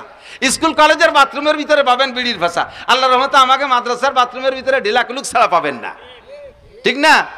হাটাজারি মাদ্রাসা যখন প্রথম তৈরি হয়েছে, আপনাদের মাদ্রাসার মতো ছোট হাটাজারি মাদ্রাসা প্রথম হয়েছে, তা হাটাজারি মাদ্রাসা একটা ঘর, আর বাথরুম অতটা ভালো না। সে সময় ড্রেন কাইটা বাঁশ দিয়ে বাথরুম বানাইছে, পাহাড়ি সন্ধে বেড়া। এ তো আমরাও সেদিনকে এই তারাইল ফুকরা মাদ্রাসায় পড়ছি, নাড়াই দিয়ে বেড়া দিতাম। বর্ষাকাল আসলি এই নাড়া উইতি খেয়ে ফেলাই দিত। এক পায়খানায় বসলে 3 পায়খানার মধ্যে আর কেউ বসার কায়দা ছিল না, একটা দিয়ে 3 সাইডে দেওয়া যাইতো। তো এখন ওই বাথরুমের সংখ্যা কম, ছাত্র হয়ে গেছে বেশি। হাটাজারি মাদ্রাসা, হাটাজারি মাদ্রাসার ছাত্ররা ফজরের সময় যখন বেশি ভিড় হয়ে যায়, একসাথে চাপ পড়ে, তখন বাথরুম জায়গা না পেয়ে আশেপাশে জমিতে যে বসে পড়ে। পাশের এক জমি লাল করে ফেলাইছে রাগিয়া, সার লাগবে না বুনে দিছে। কৃষক ওই জমিওয়ালা চাষ দিতে আইছে, গরু নিয়ে আল্লাগল জুড়িয়ে ওর মধ্যে নামতে পাও দিয়ে জায়গা পাচ্ছে না। এখন আইসা হুজুরি কাছে গরু ওই জায়গায় দাঁড় করে তুই হুজুরে বলতে, হুজুর আইসে দেন আমার জমি কানে একটু শৈশে দিয়ে যান। কিভাবে নামবো? হুজুর আছে তো সত্যি বেকায়দা। হুজুর বলেন যে তো ঘটনা কি? তো তুমি আমাকে পর খেপছো কে? কয় সব আপনার হুজুররা পায়খানা করছে। হুজুর কয় পায়খানার গায়ে কি হুজুর লেখা আছে? এ দেশের গ্রামের মানুষও তো আঁকতে পারে, তোমার সাথে জ্ঞানদাম থাকলে তারা আছে তোমার জমি নষ্ট হচ্ছে, তুমি আমার তালবি আলিমকে দোষ দাও। কয় না হুজুর, তালবি আলিমরাই পায়খানা করছে। আলামত হলো প্রত্যেক পায়খানার সামনে 3-3টে কুলুক, পাবলিকে ও কাম করে না। এই কুলুক দিয়ে বুঝছি না, পায় ঢিলা দেখে বুঝছি না হুজুররা পায়খানা করছে। হুজুর কয় আলহামদুলিল্লাহ। উনি কয় এটা হুজুররা পায়খানা করছে, 3 দিন কুলুক দেখে চিনছি। হুজুর শুনে খুশি দিয়ে কয় আলহামদুলিল্লাহ। আমার বুই বইরে পায়খানা করলে আপনি খুশি হলেন? বাজারে পাগল, তোর পায়খানা সব আমি সাফ করে দেবো, লাস্টে জমি আমি চষে দেবো। আমি যে উদ্দেশ্যে মাদ্রাসা করছি সেই উদ্দেশ্যের একটা বাস্তবায়ন ওখানে হয়েছে। নবীর সুন্নতের পাবন্দি করে। আমার তালবি আলিমকে ঢিলাকুলুকের প্রশিক্ষণ দিছি। তারা যে ঢিলাকুলুক করে, আলেম তালবি আলিম তো ওরকমই হতে হবে, তার পায়খানা দেখে বোঝা যায় যে এটা হুজুরির পায়খানা। হুজুর তো এইরকমই হতে হবে, মাদ্রাসা বলে এরমই পড়তে হবে, যারা দেখলে বোঝা যায়, পায়খানা দেখলে বোঝা যায় যে হুজুরির পায়খানা। তা আমার তালবি আলিমদের পায়খানা দেখে যখন বুঝে ফেলাইছিস এটা হুজুরির পায়খানা, ঢিলা আছে, এটা আমার শকরের বিষয়। আমি যে উদ্দেশ্যে মাদ্রাসা করছি সেটা আমার পূর্ণ হয়ে গেছে, এজন্যই শকর আদায় করি আলহামদুলিল্লাহ। তোর পায়খানা সব আমি সাফ করে দেবো, বুই আমি চষে দেবো, চিনতে করিস না। ভদ্রলোক কয় হুজুর আমার বুইও চষা লাগবে না, আমার এই বুইরও দরকার নাই, ও জমি আপনারে দান করে দিলাম মাদ্রাসায়। আল্লাহু আকবার। বুজুরগানে দিনের প্রত্যেক কথার ভিতরে আল্লাহ তাআলা বরকত রেখেছে, কথা বলুন ঠিক না? লাকাদ কানা লাকুম ফি রাসূলিল্লাহি উসওয়াতুন হাসানা। বাথরুমের ভিতরে যাইয়া বিড়ি খাবেন না, কুত্তয়ও গিন্না রে। মানুষে দাঁড়ায় দাঁড়ায় পেশাব করে আর বিড়ি খায়, পায়খানায় বসে বিড়ি খায়। বিড়ি খায়, খায় কি খায় না? কুত্তয় আল্লাহরে কয় যে আল্লাহ তুমি যে বলো মানুষ বলে আশরাফুল মখলুকাত, আমরা কুত্তরা বড় নিকৃষ্ট, আমার বংশ কুত্তর বংশের ভিতরে একটা কুত্তরে তুমি দেখাতেই পারবা যে খাতি বসে আগে আর আঁকতি বসে খায়? আমরা ও জায়গা আদর্শ বুঝি, খাওয়ার সময় আগা যায় না, আগার সময় খাওয়া যায় না, আমরা ও জায়গা ভাগ করে ফেলি। আরে আশরাফুল মখলুকাত যাদের পর কোরআন নাজিল হয়েছে, যাদের উস্তাদ মুহাম্মদুর রাসূলুল্লাহ সাল্লাল্লাহু আলাইহি সাল্লাম, যাদের উস্তাদ 2.5 থেকে 3 লক্ষ নবী রাসূল, তারা কি আদর্শ শিখলো? পায়খানায় বসে খায়, পেশাব করতে বসে খায়, আর বিড়ি খায়, সিগারেট খায়। এরা বলো মানুষের চাইতে ভালো না মন্দ? আল্লাহ কয় তারা মানুষের চাইতে, মানে কুত্তর চাইতে মানুষগুলো খারাপ। উলাইকা কাল আনাম বাল হুম আদাল্লু উলাইকা হুমুল গাফিলুন। এই জাতীয় মানুষগুলো চতুষ্পদ জন্তুর চাইতে খারাপ। পশুর যে বুদ্ধি আছে সে বুদ্ধিটুকু তার নাই। কথা বলুন ঠিক কি ঠিক না? আমার নবীর আদর্শ সব জায়গায় আছে না নাই? খানা খাইতে বসবেন কোন হাত দিয়ে খানা খাবেন? ডান হাত দিয়ে। দোয়া আছে না নাই? বাথরুমের ভিতরে বসবেন, ওই জায়গায় একটু সারিয়ে আসি, 3টা ঢিলা ব্যবহার করবেন, 3টা ঢিলা বাথরুমে। প্রথম ঢিলাটা পুরুষটা সামনে থেকে পিছনের দিক, দ্বিতীয়টা পিছন থেকে সামনে, তৃতীয়টা সামনে থেকে পিছনের দিক। নারীরা 12 মাস কাল, পুরুষরা শীত গরমকালে এই নিয়ম, শীতকালে তার উল্টো নিয়ম। শীতকালে শরীর একটু তো ক্লোজ হয়ে আসে, এই জন্য শীতকালে প্রথম ডিলাটা পিছন থেকে সামনের দিক, দ্বিতীয়টা সামনের থেকে পিছনের দিক। আর নারীরা 12 মাসকাল, প্রথমটা পিছন সামনের থেকে পিছনের দিক, দ্বিতীয়টা পিছন থেকে সামনে, তৃতীয়টা সামনের থেকে পিছনে। নবী সব জায়গায় আদর্শ শিখিয়ে দিয়েছে। ইহুদিরা আব্দুল্লাহ ইবনে সালাম রাদিয়াল্লাহু তাআলা যখন মুসলমান হয়েছে, আরে এদিকে আসেন, আব্দুল্লাহ ইবনে সালাম রাদিয়াল্লাহু তাআলা যখন মুসলমান হয়েছে, উনি ইহুদিদের বড় আলেম ছিল। তো ইহুদির উনার ভক্তবৃন্দ যারা ছিল তারা আব্দুল্লাহ ইবনে সালামকে বলতেছে, আব্দুল্লাহ তোমারে সুহি খাতি ভূতি কিলে, আমাকে পিসাব ছিলে, তোমারে জন্মের হাদিয়া তোফা কত কিছু দিছি, আজকে তুমি মুহাম্মাদের ভক্ত হয়ে গেলে, খয়রাইতে নবীর ভিক্ষুক নবীর ভক্ত হয়ে গেলে, তোমার নবী কত বড়, আর এই ছোট নবীর মুরিদ হয়ে গেলে। আব্দুল্লাহ ইবনে সালাম কয়, আমার নবী এই নবী মুহাম্মদ নবী যে ছোট তার আলামত কি? কয় যে কি শিয়ে ইলি বিশ্ব নবী বলি, এত বড় নবী, এত বড় নবী, এত বড়, সে মানুষ এই ডিলা কুলুক শিয়ে বগল সাফ করতে হবে, নোয়াক কাটতে হবে, নাহের লোমটাই নিয়ে উঠতে হবে, এটা বড় মানুষের কথা হলে তো ভুলাবানের কথা। আব্দুল্লাহ ইবনে সালাম বলেন, আমার নবী বড় নবী, আমার নবী বড় নবী, সব দিক দিয়ে বড়। আল্লাহর আরশ বড়, মুসা নবী বলছে তোরা শুনছিস দেখে নাই, আল্লাহর আরশ বড়, আমার নবী সচক্ষে দেখে আসছে। কথা বলুন ঠিক ঠিক না? জান্নাত বড়, মুসা নবী শুনিয়ে বলছে, দেখে বলে নাই, আমার নবী জান্নাত বড় দেখে আসছে। জাহান্নাম বড়, মুসা নবী শুনিয়ে বলছে, তাই তোরা জানিস, আমার নবী জাহান্নাম দেখে আসছে। 7টা আসমান অনেক বড়, মুসা নবী জিবরাইলের কাছ থেকে শুনে বলছে, তাই তোরা বলিস, আমার নবী 7টা আসমান একে একে দেখে আসছে। সিদরাতুল মুনতাহা অনেক বড়, মুসা নবী জিবরাইলের কাছ থেকে শুনে বলছে, তাই তোরা বলিস, আমার নবী সিদরাতুল মুনতাহা দেখে আসছে। যত বড় তাও আমার নবী বলে, যত ছোট তাও বলে। আর নবী মুসলিল ওয়ালিদিহি ওয়ালাদিহি, নবী হলেন সন্তানের জন্য আব্বার মতো।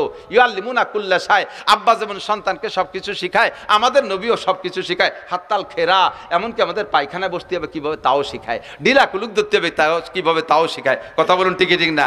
আরে ভাই, পীর সাহেবের কাছে মুরিদ হয়েছেন 19 বছর, পীর সাহেবের কাছে মুরিদ হয়েছেন 19 বছর, খালি বছরে 2 বার যান আর আসেন, আর খান আর পিকনিক করে এটি চলে আসেন। আসার সময় কম্বল টম্বল রুমাল টুমাল কিছু পাগড়ি পুগড়ি কিনে নিয়ে আসেন। বাকি পীর সাহেব 19 বছরে আপনার 19টা নামাজ ভাঙ্গার কারণ শিখাই নাই, 13টা নামাজের ফরজ শিখাই নাই, 14টা নামাজের ওয়াজিব শিখাই নাই, 28টা নামাজের সুন্নতে মুআক্কাদা তা আপনারে শিখাই নাই, অজুর ফরজ 4টি, গোসলের ফরজ 3টি, তায়াম্মুমের ফরজ 3টি শিখাই নাই, অজু ভাঙ্গার কারণ 7টা তা আপনারে শিখাই নাই। আল্লাহু আকবার। নবী আলা প্রশিক্ষণ দাওয়াত ও তবলিগের মধ্যে আছে। মাত্র 3 দিন 5 দিন 7 দিন 10 দিন একটা চিল্লা লাগাইলে তবলিগের ভিতরে নবী আলাইহিস সালাম যেমন সাহাবা ইকরামদেরকে হাতে ধরে এগুলো শিক্ষা দিয়েছে, তবলিগের মধ্যে এগুলো শিক্ষা আছে না নাই? একটু জোরে বলেন, আছে না নাই? আপনি আমলিগ করেন, বিএনপি করেন, জামাত করেন, জাতীয় পার্টি করেন, এটা আপনার রাজনৈতিক ফাংশন, সে জায়গায় আমি হাত দিচ্ছি না। বাকি তবলিগের ভিতরে এরকম হাতে ধরে শিক্ষা আছে না নাই? এটা নবীওয়ালা শিক্ষা। লাকাদ কানা লাকুম ফি রাসূলিল্লাহি উসওয়াতুন হাসানাহ। নবী পাক মক্কায় ছিলেন, হযরত দারে আরকাম রাদিয়াল্লাহু তাআলা আনহুর বাড়ি মাদ্রাসা ছিল। ওই জায়গা 40-42 জন সাহাবাকে নিয়ে হুজুর পড়াইতেন। এই দারে আরকামে থাকা অবস্থায় হযরত ওমর রাদিয়াল্লাহু তাআলা ইসলাম গ্রহণ করছে। মক্কা থেকে মদিনায় হিজরত করে যাওয়ার পরে হুজুরের মাদ্রাসা ছিল মসজিদে নববী। মাদ্রাসার নাম কি? আল্লাহু আকবার। উম্মত কত বড় চালাক, যখন শুনছে মাদ্রাসার নাম আর আগেতে একটু কালেকশনে সোয়াই দিয়ে থুইছি, টের পাইছে আর মনে হয় মাদ্রাসার দিকে চলে যাবে, কাজেই চল ওয়াজ শেষ, ওয়াজ তো আগেই সামনেই রয়েছে, মাঝে এইটুকু এসে গেছে, তাই বলি এটা নবীর আখলাক না? একটু বলেন, আদর্শ মানুষ খেয়াল করে না, খেয়াল করেন আমার দিক, অ্যাটেনশন, খেয়াল করছেন? আদর্শবান মানুষ কাকে বলে বলেন তো? চুরি যে করে সে আদর্শবান না? চোর আদর্শ, ডাকাত আদর্শবান, লুচ্চ, মদখোর, গাঁজাখোর, অ্যাবা ফেন্সিডিল, হিরোইনখোর, সুদখোর, ঘুষখোর, টোন মারে, মন মারে, খাল মারে, বিজিএফ কার্ড মারে, এরা আদর্শবান মানুষ? দেশের টাকা বস্তা বরে বরে নিয়ে কানাডারে বিল্ডিং বানায় দেয়, সোকালারা ভাত পায় না কানাডারে। কানাডা আছে না, দেশের নাম Canada, Canada, crore crore Canada. বাংলাদেশের সোকালাগে টাকা নিয়ে কানাডা বিল্ডিং বানায়, এ কাজ কি ভালো না মন্দ? এটা মন্দ না ভালো? এই কাম যারা করছে তারা আদর্শ মানুষ না অনাদর্শের মানুষ? সব অনাদর্শবান মানুষ। কথা বলুন ঠিক ঠিক না? এই দোষগুলো মুক্ত যে মানুষগুলো, সেই মানুষগুলো আদর্শবান মানুষ, ঠিক তো? কথা কয় না? আল্লাহর কসম দিয়ে বলবো, এই দোষের একটা দোষও আমাদের মাদ্রাসার কোরআন পড়নেওয়ালা আলেম তালেম দেয়াল বিলিম ছাত্রদের মধ্যে পাবেন না, ঠিক না? যারা এই বড় বড় মোটা মোটা দাগে মারিয়ে গেছে তারা কোন মাদ্রাসার ছাত্র? হাটাজারি, পটিয়া, বাবুনগর, জিরি, নাজিরাট, লালবাগ, ফরিদাবাদ, মালিবাগ, যাত্রাবাড়ি, গহরডাঙ্গা, শামসুল উলুম, কাসেমুল উলুম, দারুল উলুম, তারাইল ফুকরা, খুলনা দারুল উলুম, দেওয়ান, নিউটাউন, করাচি, এরা কোনো মাদ্রাসার ছাত্র না। এই সব আকামগুলো করছে যারা, তারা করছে। আমি সে শিক্ষার সমালোচনা করতেছি না। ওই জায়গায় শিক্ষিত হইয়া ওই বিশ্ববিদ্যালয় পড়ে আমার গোপালগঞ্জের বর্তমান ডিসি বিসিএস পাস করে চাকরিতে জয়েন্টের আগে পাকিস্তান 3 চিল্লা দিছে। কয়েকদিন আগে ডিসি স্যারের বাড়ি আমাদের 10 জন হুজুরের বাসায় দাওয়াত খাওয়াইছে, দস্তারখান বিছে খানা খাওয়াইছে। এত বড় সুন্নতি দাড়ি। ফজরের নামাজ পড়ে এই আপনাদের মহারাজপুর মসজিদ মাদ্রাসার মসজিদে একদিন এসে ফজরের নামাজ পড়ছে। যে লোকটা গোপালগঞ্জ থেকে গাড়ি চালাইছে মহারাজপুর ফজর পড়ে, ওই লোকটা নিশ্চয়ই তাহাজ্জুদ পড়ে রওনা দিছে। উনিও বিশ্ববিদ্যালয়ের ছাত্র। হাত গো জম্বুরে খুরদাজে কে ফুল যাইকে সাদার নাই সোজা দে গরাসল হার গো আগু গিয়া করদন্দ আব জিয়ে কে সরগিনো দে গরমিশকো নাব। একই জঙ্গলে থেকে 2টা হরিণ ঘাস খায়, ঘাস পাতা খায়। একই জঙ্গলে থেকে একটা হরিণের পেট থেকে শুধু পায়খানা বের হয়, আর একটা হরিণের পেটে মৃগনাভি কস্তরি হয়। একই বিশ্ববিদ্যালয় থেকে এই ডিসি সাহেব, আর এক বিশ্ববিদ্যালয় থেকে আর একজন ঘুষখোর ডিসি সাহেব, একই বিশ্ববিদ্যালয় থেকে পয়লা BCS cadre DIG Rafiqul Islam শিমুল, তার ঘরের ভিতরে ডাইনিং টেবিল নাই, দস্তারখান বিছে খানা খায়। বাংলাদেশের একজন ঊর্ধ্বতন একজন পুলিশ অফিসার, সুন্নতি দাড়ি তার মুখে, তাহাজ্জুদের নামাজ পড়ে, হক্কানি কামেল পীরের কাছে বায়াত, সেও কিন্তু বিসিএস ক্যাডার কলেজ বিশ্ববিদ্যালয়ের ছাত্র। আর ওই বিশ্ববিদ্যালয় থেকে পড়ে আর একজন পুলিশ এসপি, সে কুষ্টিয়ার যখন ডিউটি করে কুষ্টিয়া পুলিশ লাইনে, সেই সময় কয় আমার এই মৌলবেদিকে দেখলে আমার গায়ে জ্বালা ধরে, আমার জানাজার নামাজ আমি নিজেই পড়াইতে পারি। কিছু বোঝে নেই, ওর জানাজা বলে ওই পড়াতে পারে। তা কি মরার আগে পড়বি না পরে পড়বি গাদা? কত বড় আনাড়ি, কত বড় নির্বোধ, তার জানাজার নামাজ বলে সেই পড়াতে পারে। একই বিশ্ববিদ্যালয়ে একই জঙ্গলের ঘাসপাতা খাইয়া একটার ফের দিয়ে মৃগনাভি আর একটার ফের দিয়ে ফাহের বড়ি বাইরুতি তালে থাকে ছাগলের নেদি। কতক্ষণ ঠিক না? সাবধান। তবে আল্লাহর রহমতে আমাদের এখান থেকে যারা মানুষ হচ্ছে, একটা মানুষ আপনাদের গালি দেয় না, একটা আলেম আপনাদের গালি দেয় না, অকথ্য ভাষায় শক্ত কথা বলে না, আপনাদেরকে দেখলে সালাম দেয়, আপনাদের শ্রদ্ধা করে, করে কি করে না? করে না বেয়াদবি করে? উলামায়ে কিরাম বেয়াদবি করে না। খেপালি পারা শেষ সময় তো দায় ঠাইয়া একজনে কয় সন্ন্যাসী, সন্ন্যাসীকে রাগ নাই, পিছন দিয়ে যাই কুঞ্চি দিয়ে এরকম সন্ন্যাসীর লুঙ্গিটা উজলই ফেলতেছে। একবার উজলইছে, রাগ সন্ন্যাসী রাগ অতি নিষেধ, এই জন্য রাগ হই নেই। 2বার উজলই ফেলাইছে, 3 নম্বর আবার উজলইছে। কারণ দিয়ে এইভাবে যদি পিছন দিয়ে কুঞ্চি দিয়ে বাদাইয়া খালি ভাষা উজলতি তাহলে তাই এই সন্ন্যাসী কতক্ষণ সন্ন্যাসী থাকতে পারে? জীবন ভরে আমাকে রাজাকার, মৌলবাদ, তালেবান, জঙ্গি মঙ্গি কইয়া পিছনের কাপড় উজলতি থাকবেন, একবার কি একটা ছাটি দিতে পারি দিয়ে খেপাইয়েন না, সাইটি করবো না। আদব আদর্শের কারখানা মাদ্রাসা, মহিলা মাদ্রাসায় আজ থেকে মহিলা মাদ্রাসা শুরু হয়েছে বাংলাদেশে বেশি দিন আগে না। মহিলা মাদ্রাসা শুরু হওয়ার আগে 100% মেয়েদের কোরআন শরীফ পড়া অশুদ্ধ ছিল। এখন মহিলা মাদ্রাসার মাধ্যম দিয়ে হাজার হাজার মেয়েরা মুহাদ্দিস অভিহিকওয়ালা হাদ্দাসানা পড়াইতে শিখে গেছে। মহিলাদের কোরআন শরীফ শুনলে আপনি আশ্চর্য হবেন, ওদের ব্রেন ভালো, মাত্র 1-1.5 বছরের মধ্যে হাফেজ হয়ে যাচ্ছে। আল্লাহু আকবার। আগে বোরকা পরতো, সে আগে একেবারে আগের মা বোনরা তো একটু ব্যতিক্রম ছিল, তারা তো খাস পর্দা করতো। মাঝে একটা টাইম এসে গেছিল বোরকার নামে ফ্যাশন, মশারি দিয়ে বোরকা বানায়। মশারির মধ্যে দাঁড়ালি ভরা সপ্তাহ দেওয়া যায় না, তো মশারি দিয়ে বোরকা বানালি কি পর্দা হয়? হয়তো তোরে বাগায় নিয়ে মশারিতে মশাই কামড়াবে না, মশারিটা নাইছে গায়ে, দো পাইয়ে গাঁজা খা, মশার কামড়িতে বাঁচতে পারবি না। এই অনাদর্শ কুআদর্শ এগুলো বিলুপ্ত হয়েছে আল্লাহর রহমতে মহিলা কওমি মাদ্রাসার ওসিলায়। ঠিক কি ঠিক না? মহিলা মাদ্রাসার ওসিলায় আদর্শ শরিয়ত সম্মত পর্দার বোরকা মা বোনরা শিখে নিয়েছে, মহিলারা কোরআন শরীফ পড়া শিখছে। আল্লাহু আকবার। ও দোস্ত, আগে এত মাদ্রাসা ছিল না, আল্লাহর রহমতে মাদ্রাসা বাড়ছে, আলেম উলামা বাড়ছে। নবিয়া পাক মসজিদে নববীতে মাদ্রাসা বানাইছে, ছাত্র ছিল 460 জন।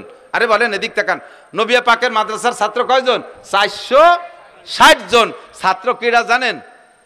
জামাল কামাল, লালটু বল্টু, জুয়েল টেল, টুলু লুলু এগুলো না। আবু বকর, উমর, উসমান, আলী, তলহা, জুবায়ের, বেলাল, আম্মার, সোয়েব, আবু হুরায়রা, আব্দুর রহমান ইবনে আবু বকর, আব্দুল্লাহ ইবনে ওমর, আব্দুল্লাহ ইবনে আব্বাস, তারপরে সালমান ফার্সি, আব্দুল্লাহ ইবনে সালাম রাদিয়াল্লাহু তাআলা আনহুম, আবু হুরায়রা, এই জলিলুল কদর 460 জন ছাত্র নবী পাকের ছাত্র ছিলেন, মসজিদে নববীর ছাত্র তারা।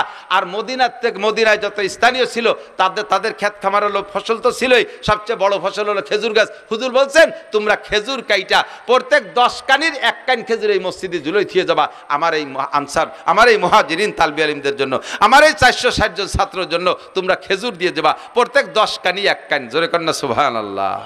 এই থেকে প্রথা চালু হলো, ফসলের ওসর মাদ্রাসায় দিতে হবে, সিস্টেমটা নবী পাকই চালু করে গেছে। ফসলের ওসর 40 ভাগের 1 ভাগ, 10 ভাগের 1 ভাগ, 20 ভাগের 1 ভাগ, মদিনার খেজুর 10 ভাগে 10 কানির 1 কান হুজুরের সাহাবাদের জন্য হুজুর এভাবে কালেকশন করতেন। কালেকশনটা শুনলে একদলের মানুষের এই তো মাদ্রাসাটা খুলি এটা বিক্ষে শুরু হয়ে নিয়েছে। সাবধান, এদিক তাকান, লক্ষ্য করেন। দারুল উলুম দেওবন্দ মাদ্রাসা যখন তৈরি হয়েছে তখন কাসেম নানুতুবি রহমতুল্লাহ আলাইহি কালেকশন করতেন মুষ্টি আটা। আমাকে দেশে তো মুষ্টি চাউল, আমাকে দিকে মুষ্টি চাল আছে না, আপনাদের দিকে কালেকশন হয়নি? আর খেয়াল করেন না, এদিক থেকে মুষ্টি চাউল কালেকশন হয় না? মুষ্টি চাউল আপনাদের এই মাদ্রাসার মহল্লায় আমি শুনেছি 1000 সদস্য আছে, কমপক্ষে 1000 ফ্যামিলি আছে। মুষ্টি চাউল দিতে কোনো কষ্ট হয় না, একটা ডাব্বা আলাদা বানাবেন, বস্তাতে কোনো সময় চাউল দেবেন না, তাহলে বরকত হবে না। আপনি প্রত্যেক ওয়াক্তের খাবার যে চাউল তুলে নেবেন রান্নার জন্য, ওর মধ্যে থেকে ছোট্ট 1 মুঠ চাউল এই ডাব্বার মধ্যে রেখে যাবেন, আপনার ভাতও কম পড়বে না। আর 8 দিন 7 দিন পর্যন্ত 1 মুঠ করে যদি 2 বেলাও রান্না করেন, জমা করেন ওর ভিতরে, দেখবেন যে সপ্তাহের মাথায় যে 1 কেজি চাউল হয়ে গেছে। কতক্ষণ ঠিক না? এই 1 কেজি চাউল দিয়ে আপনি জান্নাত কেনেন। হযরত কাসেম নানুতুবি রহমতুল্লাহ মুষ্টি আটা কালেকশনে পাঠাইতেন এলাকায়, দেওবন্দ এলাকায়। তো এক বড় লোক আইসা কাসেম নানুতুবিকে বলতেছে, হুজুর আমার একটা অভিযোগ, আলেম তালবি আলিম আল্লাহ রসুলের মেহমান ইরাই শুক্রবার আসলি খয়রাইতে ব্যাগ নিয়ে বাড়ি বাড়ি ঘুরে দেখতে কেমন দেওয়া যায়, আমার তো খুব খারাপ লাগতেছে। হুজুর কয় বেটা খাওয়াবো কি, সরকার তো টাকা পয়সা দেয় না, মাদ্রাসা জায়গা জমিও নাই, ব্যবসা বাণিজ্য নাই, থেকে খাওয়াতে জন্য মুষ্টি আটা কালেকশন না করলে কি খাওয়াবো? তো ওই বড় লোক বলতেছে, হুজুর আপনার মাসে কতগুলো আটা লাগে আর বছরে কতটুকু আটা লাগে? কয় কেন? কয় যত আটা লাগে সারা বছরের আটা আমি দিয়ে দেবো, যদি চান একবারে দিয়ে দেবো বছরে তাও নিতে পারেন, মাসে মাসেও নিতে পারেন, বা সাপ্তাহিকভাবেও নিতে পারেন। হুজুর বললেন তবে শর্ত হলো কালেকশন করতে পারবেন না। হুজুর কয় এই কথাটা আমি কালকে রিজাল্ট দেবো, আজকে বলবো না যে কালেকশন বাদ দিয়ে তোমার আটা নেবো কি নেবো না। রাতের বেলা হুজুর বলেন আমার একটা মিটিং আছে। মিটিং কাকের সাথে? মাদ্রাসার কমিটির সাথে না, শিক্ষকদের সাথে না, যারা আটা দেয় তাদের সাথে মিটিং। বেরোইছে হুজুর রাতের বেলা একা একা। দেওবন্দের এক বুড়ি মহিলা, যে মহিলা নিয়মিত আটা দেয়, ওই মহিলার কাছে যে বলতেছে, চাচি তোমাকেও কপাল ভালো আমাকেও কপাল ভালো, এক বড় লোক আইসে আমাকে সারা বছরের আটা দিয়ে দেবে আর আমার ছাত্ররা কালেকশন করতে আসবে না, তাকেও বিরক্ত করা লাগবে না, আর তোমাকেও বিরক্ত হওয়া লাগবে না, আমার তালবি আলিমকে টাকা আটা আর দেওয়া লাগবে না। তুমি এ ব্যাপারে কি বলো, তোমার কি মত? বুড়ি লম্বারটা নিঃশ্বাস ছাড়ছে। কাসেম তুমি তাহলে আমাকে বেচতে যেতে দিলে না, কেন দিতেছে? তুমি তোমার বড় লোককে নিয়ে আর তোমার হুজুরকে নিয়ে বেচতে যাইও, আমরা গরিব গুরবা মানুষ লেহাপড়া কিছু জানি না, সারা রাত ইবাদত বন্দেগি করতে পারি না, তোমার তালবি আলিমকে একটু আটা খাওয়াইয়া বেচতে আশা করতেছিলাম, তুমি তাও বন্ধ করে দিলে, তাহলে আমাকে বেচতে যেতে দিবা না? কেমন কথা? বুড়ির এই কথায় নানুতুবি কয়, বুড়ি সারা পৃথিবী যদি দেওবন্দ মাদ্রাসার নামে লিখে দেয় তাহলে মুষ্টি এটা কালেকশন চলবে, কারণ এর মাধ্যমে হাজার হাজার মানুষের জান্নাতে যার একটা দরজা খুলে যায়। কথা বলুন ঠিক ঠিক না? আপনারাই মাদ্রাসায় মুষ্টি চাউল দেবেন, নবী পাক কালেকশন করেছেন, আপনারা মুষ্টি চাউল দেবেন, এর মাধ্যমে জান্নাত কিনবেন। আপনার ছেলে ভাত খাইয়া, আপনার ছেলে ভাত খেয়ে রাতভর ফেসবুক আর ইন্টারনেট দেখে, ল্যাংটা ছবি দেখে, আর আপনার 1 মুঠ চাউল খেয়ে মাদ্রাসার ছাত্ররা রাত্রে কোরআন শরীফ পড়ে, শেষ রাতে তাহাজ্জুদ পড়বে। কাজেই আপনার 1 মুঠ চাউল এদের জন্য বরাদ্দ দেওয়া যাবে কি যাবে না? প্রত্যেকে প্রস্তুতি নেবেন, আর যেন মিস করবেন না। এই প্রত্যেক সপ্তাহে 1 কেজি, মাসে 1 কেজি করে চাউল দেবেন। আপনার সপ্তাহে 1 পোয়াই দেন, মাসে 1 কেজি। মাসে যদি 1 কেজি হয়, 1000 পরিবার হলে 1000 কেজি চাউল হবে, অর্থাৎ 1 টন চাউল হবে। 1 টন চাউল যদি প্রত্যেক মাসে আপনার মাদ্রাসায় আসে, মহল্লা থেকে মুষ্টি চাউলের মাধ্যমে এই মাদ্রাসা অভিকলা হাদ্দাসানায় পৌঁছে যাবে, দাওরা হাদিস পর্যন্ত পৌঁছে যাবে ইনশাআল্লাহ। আপনারা রাজি আছেন না ইনশাআল্লাহ? রাজি আছেন না ইনশাআল্লাহ? এটা নবীর আদর্শ, কালেকশন নবীর আদর্শ। রাতভর বলছি না, এ তো মাত্র শুরু করছে পেশা পায়খানার থেকে, আরো সামনে তো হাজার হাজার রয়ে গেছে, হাজার হাজার লক্ষ লক্ষ রয়ে গেছে। হুজুর বলে, আল্লাহ পাক বলেন, লাকাদ কানা লাকুম ফি রাসূলিল্লাহি উসওয়াতুন হাসানা, তোমাদের জন্য যেদিকে তাকাইবা সেদিকে মুহাম্মদুর রাসূলুল্লাহর উসওয়া আদর্শ তোমাদের জন্য রয়ে গেছে। কথা বলুন ঠিক কি ঠিক না? আল্লাহ তাআলা আমাদেরকে কবুল করেন, নবীর আদর্শ অনুযায়ী চলার তৌফিক দান করেন। সবাই বলেন আমিন। আজকে ছোট্ট করে একটু মিলাদ পড়ছি, টের পাইছেন? আর এরপরে মিলাদ সম্পূর্ণ পড়তে গেলে তো আগেই বলে নিছি 30 বছর লাগবে, আজকে অল্প একটু মিলাদ পড়ছি, এই নাম হলো মিলাদ। আর ওয়ালাম্মা তাম্মা হামলুহু কইয়া কি যে হুজুর একটু ভূতির মন্তর না কি বললো তা কিছু টের পারলাম না। নবী সালাম আলাইকা দাও জিলাফি, আল্লাহর কসম এরে মিলাদ কয় না, আল্লাহর কসম এরে মিলাদ কয় না। ওটা মিলাদের নামে একটা বু, একটা ব্লাং, একটা ফালতু, একটা দোকা ছাড়া আর কিছুই না। নবী পাকের সামনে দুরুদ পড়বো, কথা বলেন কি পড়বো? দুরুদ শরীফ পড়বো। হাদিসের ভিতরে অনেক দুরুদ আছে, তার মধ্যে শ্রেষ্ঠ দুরুদ দুরুদ ইব্রাহিমী, এইটা পড়লে নেকি পাওয়া যায় সবচাইতে বেশি। আল্লাহ তাআলা আমাদের তৌফিক দান করে, সবাই বলেন আমিন। তা আমি কালেকশন পারিও না,